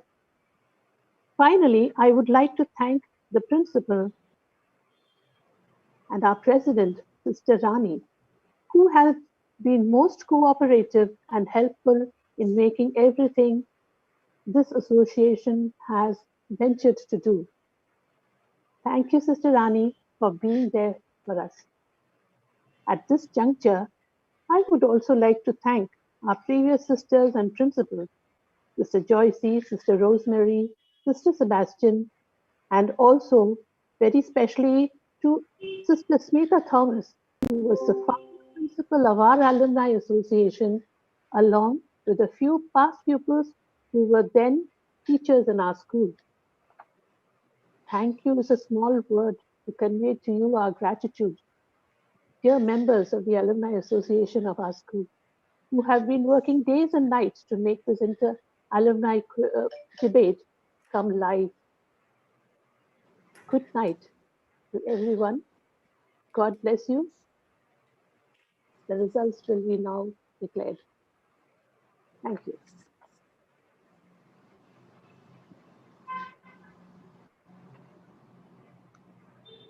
Thank you.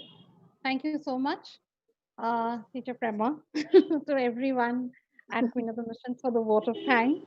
While we are taking a little longer to just tabulate the scores, but I think I will, because it's been such a fabulous evening, I think if everyone would just switch on their video cameras for once, we will quickly take a screenshot and keep it as a memory. And Gautam Roy Chaudhary, sir, all our best wishes for a speedy recovery for your mother. Thank you for still being with us. I mean, all our best wishes to her. So if everyone would just quickly just switch on their video cameras, we'll just do the needful. Okay. Okay. Yeah, it's coming in. Thank you so much. Thank you. And I think we're still waiting for the score sheet from one of the judges. So while we do that, I remember, I think it was Obilin Mukherjee who had asked me to adapt to the new normal and ask for questions.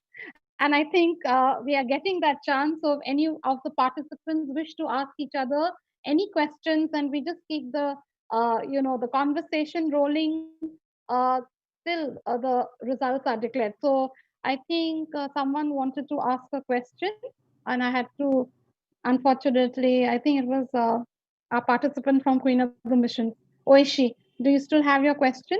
Do you want to ask the question to the other participant? I'm throwing the. I think I have addressed it in my rebuttal. Okay. Okay.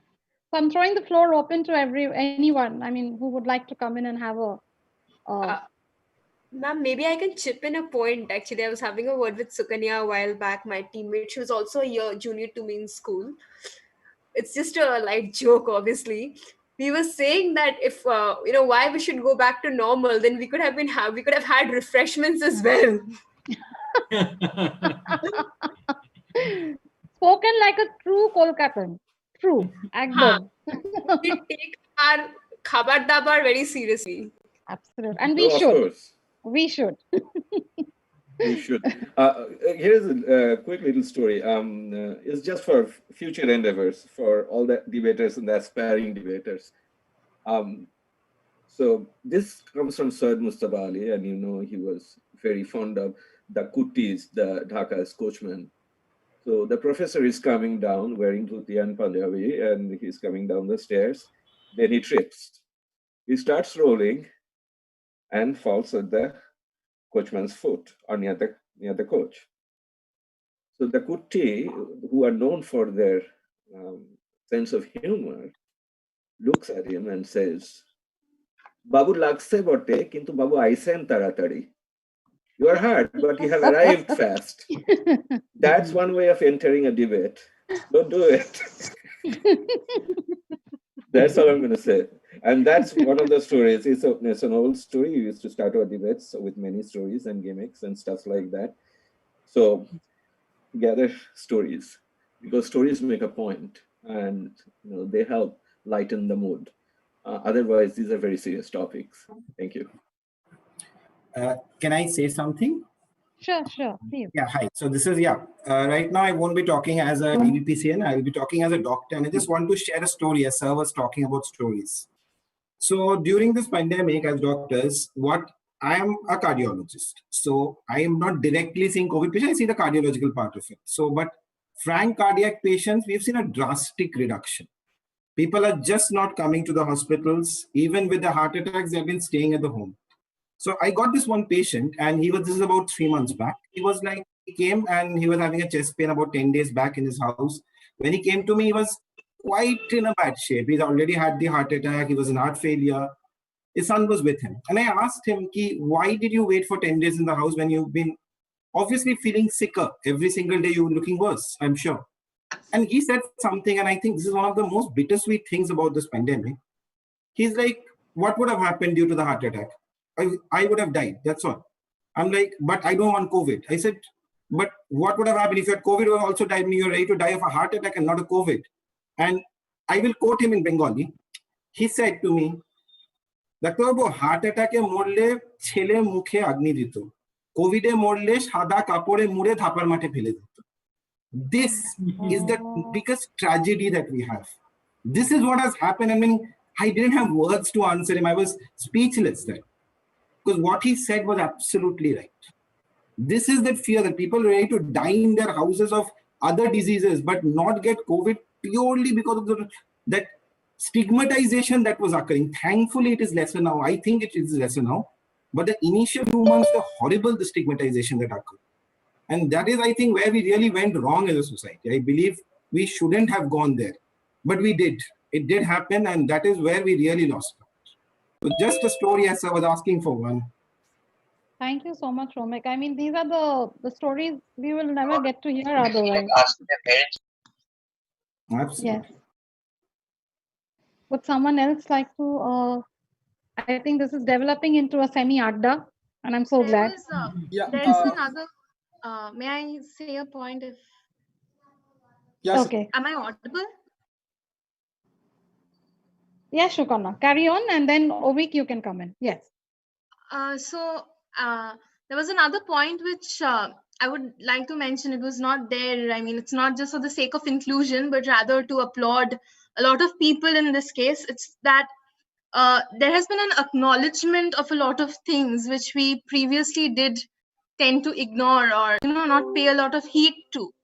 For one such case being the mental health situation. So now it was a topic which was hardly dealt with. It had a lot of stigma surrounding it. It was not something which was given the importance it needed.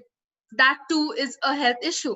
But now when people are being forced to experience certain form of mental health issues in some way or the other, whether it be for anxiety or palpitations or depression, so now people are acknowledging it, and I think acknowledgement in our society is a big step towards a change. You can't change the entire society overnight, but then again, it's just the acknowledgement which does matter a lot, so that we don't revert back to our original ways where everything was fine just the way it was.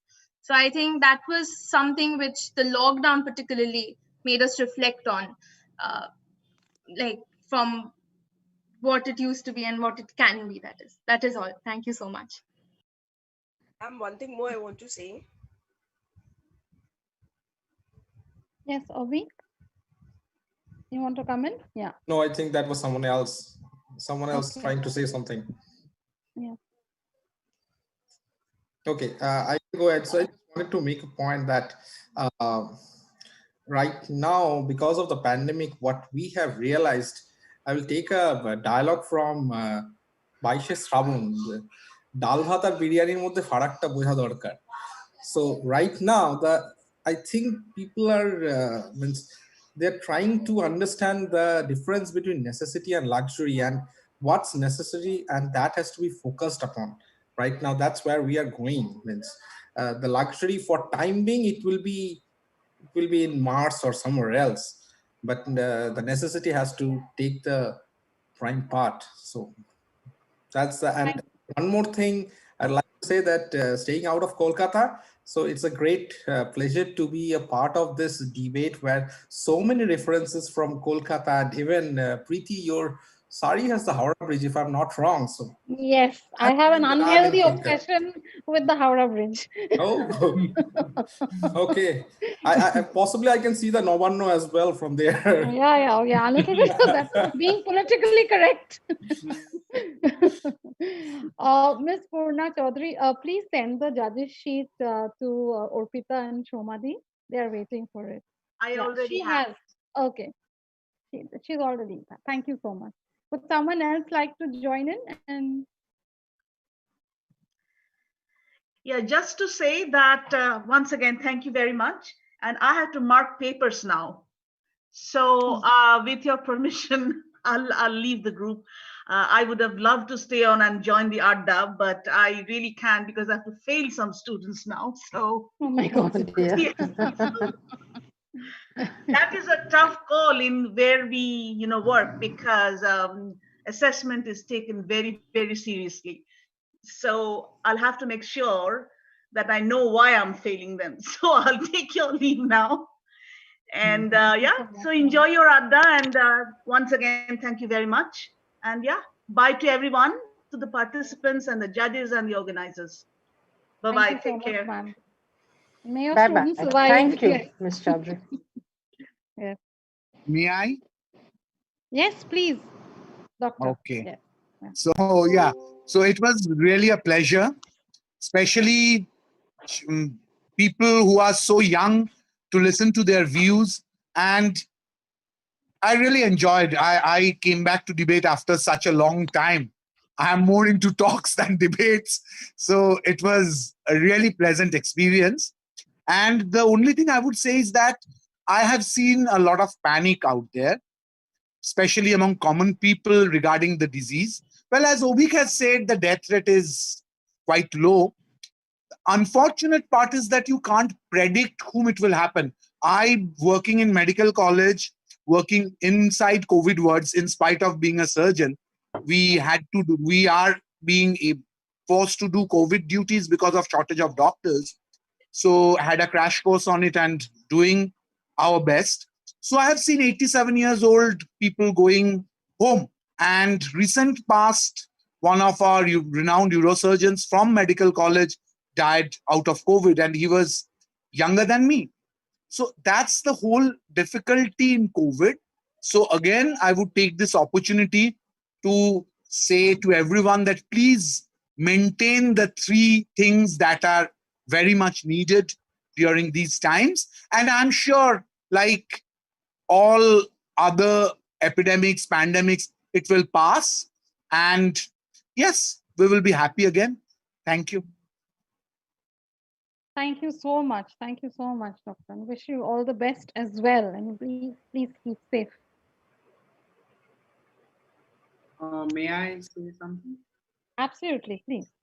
Yeah, I'm just really thankful of the fact that till now I've just joined my college. Like until now, whatever my debate journey has been, it has been amongst the people of my age. And over here, I really feel pleasure to be with people who are veteran in their own fields. And I feel blessed that they are accepting my novice ideas to an extent, and not really there are lots of flaws, but Hello. I'm so pleased that they are listening. And thank you so much for this opportunity, because I'm so new to this alumni debate and alumni association altogether. It's really wonderful. Thank you so much, and my heartiest thanks to the judges and the faculty members of QMS. Thank you so much.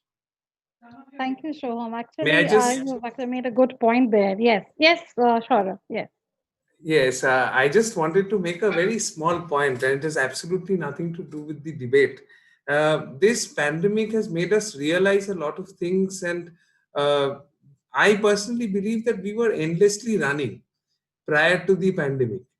And after the pandemic, I think we've realized what exactly is to be prioritized. And I personally believe that there were certain things which we could have avoided pre-pandemic days, which I think we should learn a lesson and move forward and rectify our way of dealing with things. And I believe the most important thing is caring for the environment, because I am very keen on following environmental standards, and I was checking my phone every day almost during the first lockdown, and I could see a drastic fall in terms of the numeric parameters for the air quality index. And I keep comparing it with London.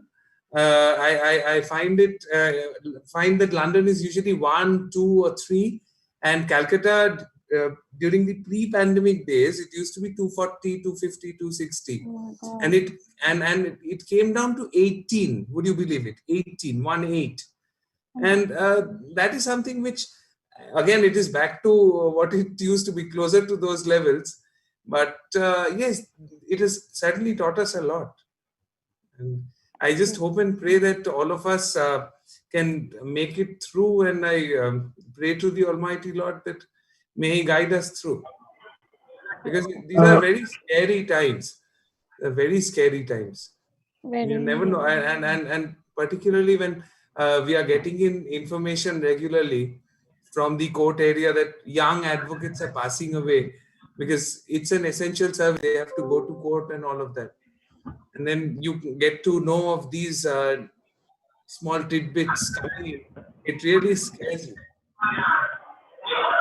Hope that we make it through. Can I? Yes, Mr. Mitra. Yes.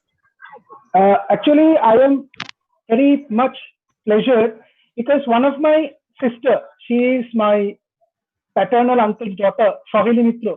She is from Lady Queen of the Mission, Big Bagan circuit. So the moment the debate started, I sent the link, and she was overexcited and she was over jubilated. And I also showed her the video. She might be knowing you.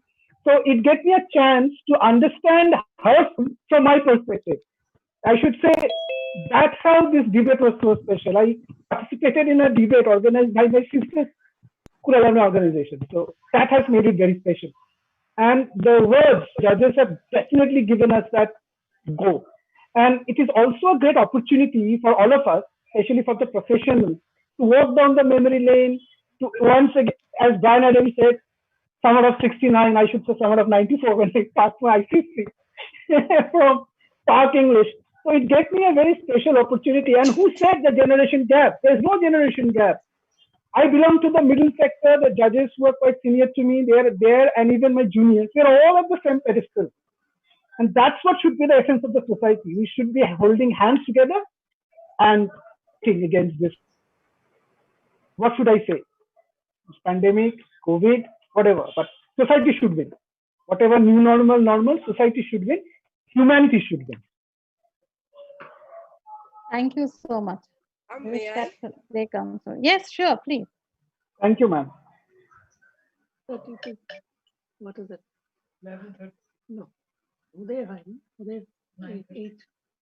Who wanted to come in and say a few things? Ma'am, Yes, may I? please, go ahead. That's good. Judges, we got. Ma'am, one thing more. Because of this pandemic, right? Ma'am, am I audible? Yes, you are. Yes, you are. Ma'am, what I'm saying, this because of, first of all, you're looking very gorgeous, ma'am. Okay. And the other thing is this, the thing is this, that the kids are very much badly affected because of this pandemic situation. And it has really promoted to online education a lot. The small kids are used to using gadgets and all. They are very much habituated with gadgets and in operating everything. Like they can use everything in gadgets. So this is the main benefit I'm getting from it. Being a mother of 2 kids, I personally feel so. Thank you so much, Rashmi. Yes, but as I'm also noticing there's an kind of addiction to gadgets also, and it's actually it's something that is unavoidable because children are not getting to meet their friends and they have no physical activity. So the downside is that also. So we'll have to cope with the repercussions. Yes. Ma'am, everything has a That's true. 2 faces, no? Like if they are, that's the thing. That's the thing, ma'am. Yeah. I must thank everyone for their patience. It's just taking a bit longer than we expected. So we'll keep this conversation running. We've had a plethora of professions here, and that is what actually excited me a lot because we had a gamut of people, from a cross section of life, and I'm calling it life, not just society. And I think every voice that was heard today brought us so much.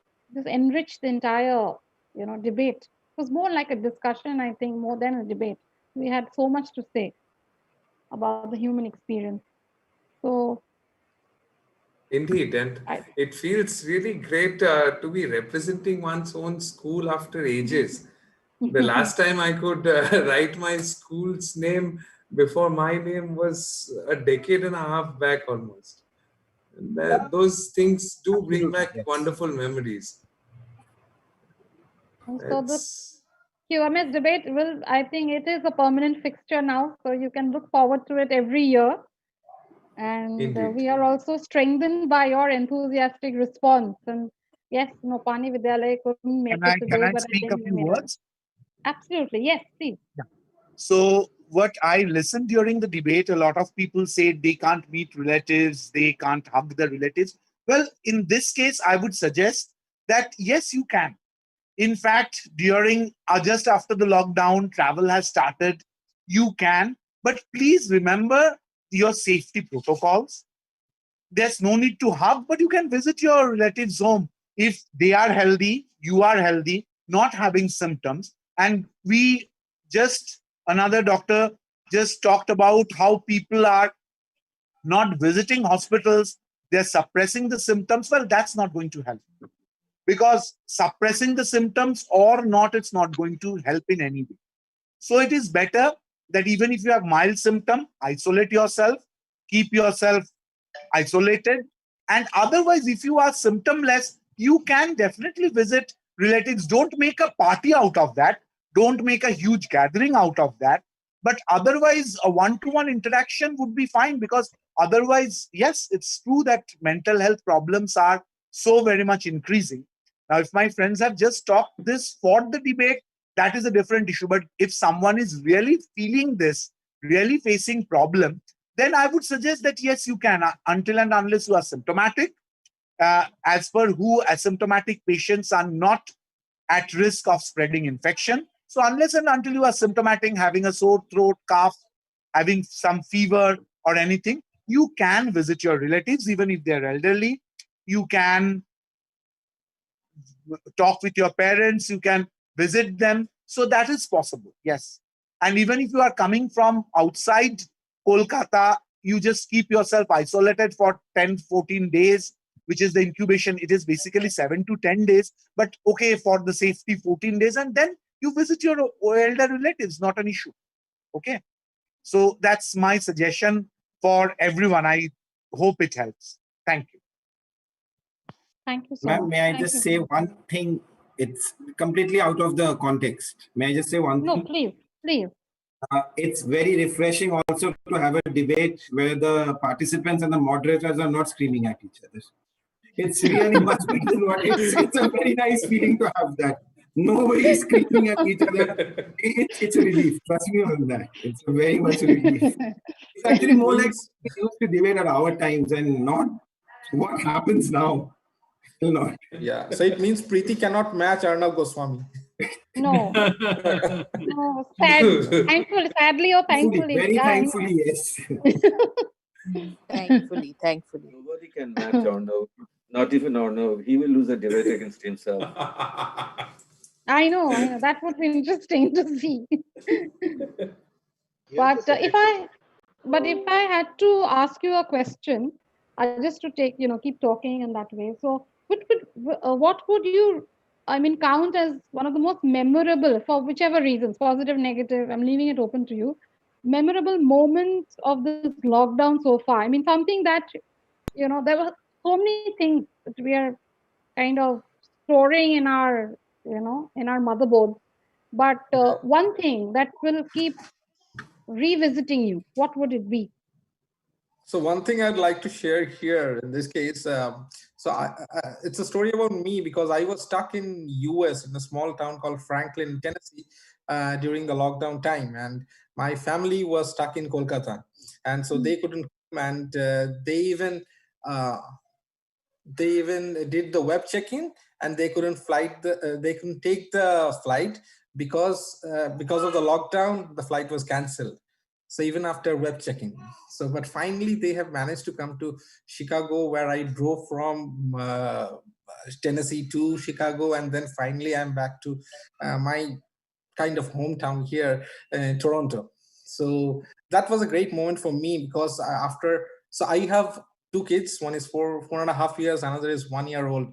So when my younger kid was 2 months, he left me and he went to Kolkata, so along with his mom and his elderly brother. So it was a great moment to cherish when he saw me, and rather I saw all of them after so many days, to my entire family after 8 months or 9 months. So that's a moment for cherish for me. That's so nice.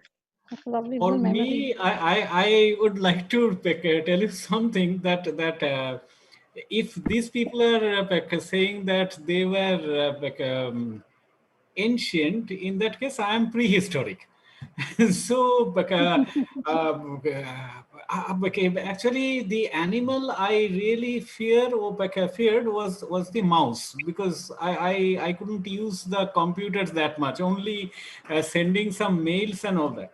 But in this period, right now, I am a computer savvy, because I do my training programs. I do everything on laptop, tablet, mobile. And you see that I was putting my marks in another laptop over there. So I am using two laptops, one where we are looking at you and I am tabulating the marks, I am sending it.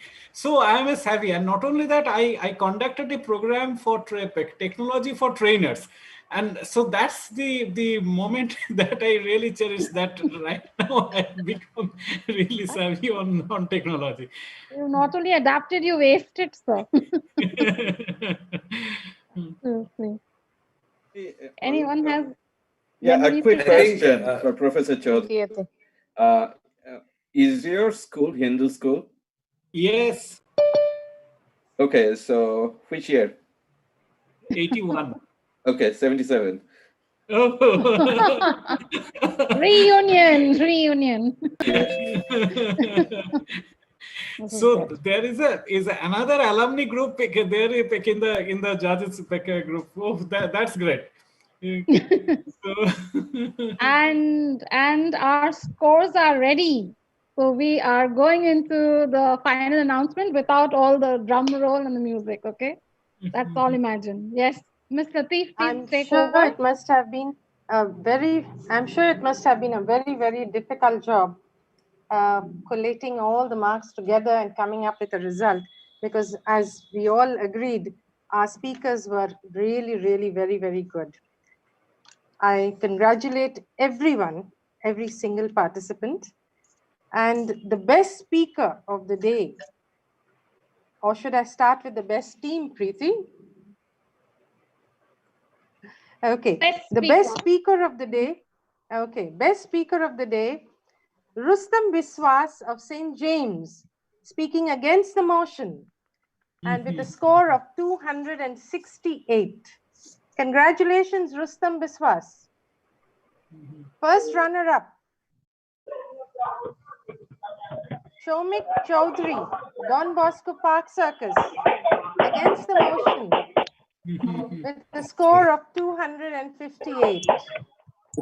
And the best team of the day, there is a tie. And the tie is between Don Bosco Park Circus and St. James. And the score was 512. And the runner-up team, the first runner-up, Sushila Birla Girls School, with a score of 509. Well done each one of you. Congratulations to the winners. Thank you so much, ma'am. Thank you so much. Congratulations. And your certificates will Certificates be emailed to will you. be forwarded to you all. Yes. Thank you, ma'am. Thank you, everyone. Please Thank you, everyone. Thank you, everyone. Goodbye. so God much. bless and stay safe, and see you soon in the Thank new you. Thank you year. so Yes. much. Thank Bye you. bye. Thank you very much. Thank you, everyone. It was a great Bye-bye, time. Thank you. everyone. Thanks a lot. Had a Thank great you, time. judges. Thank you, speakers. And let's remember to meet next year again. Bye. Thank you. Thank you. We meet next year again, same day, same time, hopefully. New normal or own normal, we'll meet again. I suggest we have a fest like, for the alumni, like they have the fest for the school with debate and quiz and whatnot and singing and everything. We should. I think that's a wonderful idea. Very good idea. Yes. We must thank Suraj, who has helped us technically throughout the streaming today. Thank you very much, Suraj. Thank you, Suraj. Thank you. Thank Bye-bye, you. Thank everyone. you, Suraj. Done a wonderful job time. It wouldn't have been possible without you. Thank you, Suraj. Bye-bye. Bye-bye, everyone. Bye. Bye. Thank you. And a very, very special thanks to Preeti and Shurja Shubha. Thank you. Thank you so much for conducting the whole thing so smoothly. Thank you very much. Even with the time problem and result tabulation, special thanks from me and Tutu. Thanks to you and Tutu. Thanks to everyone. Thank you. Thank you. I think it was a wonderful, wonderful debate. We all enjoyed it. We've been Thumbs here up for to almost the 4 MC. hours. Thumbs up to the MC, to Preeti, to Shurjo Shubho, to Suraj, and of course our dear old, most beloved teacher Prema. Yes. Yes, Of course, definitely. Sister Rani, she Thank came you. and gave Thank us you. the oxygen in the beginning. Sister Rani gave us the oxygen. Suraj, could you just unmute yourself once? Suraj?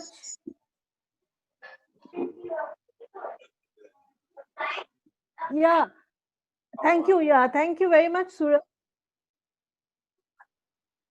It's a pleasure. Has this been recorded somewhere, Suraj?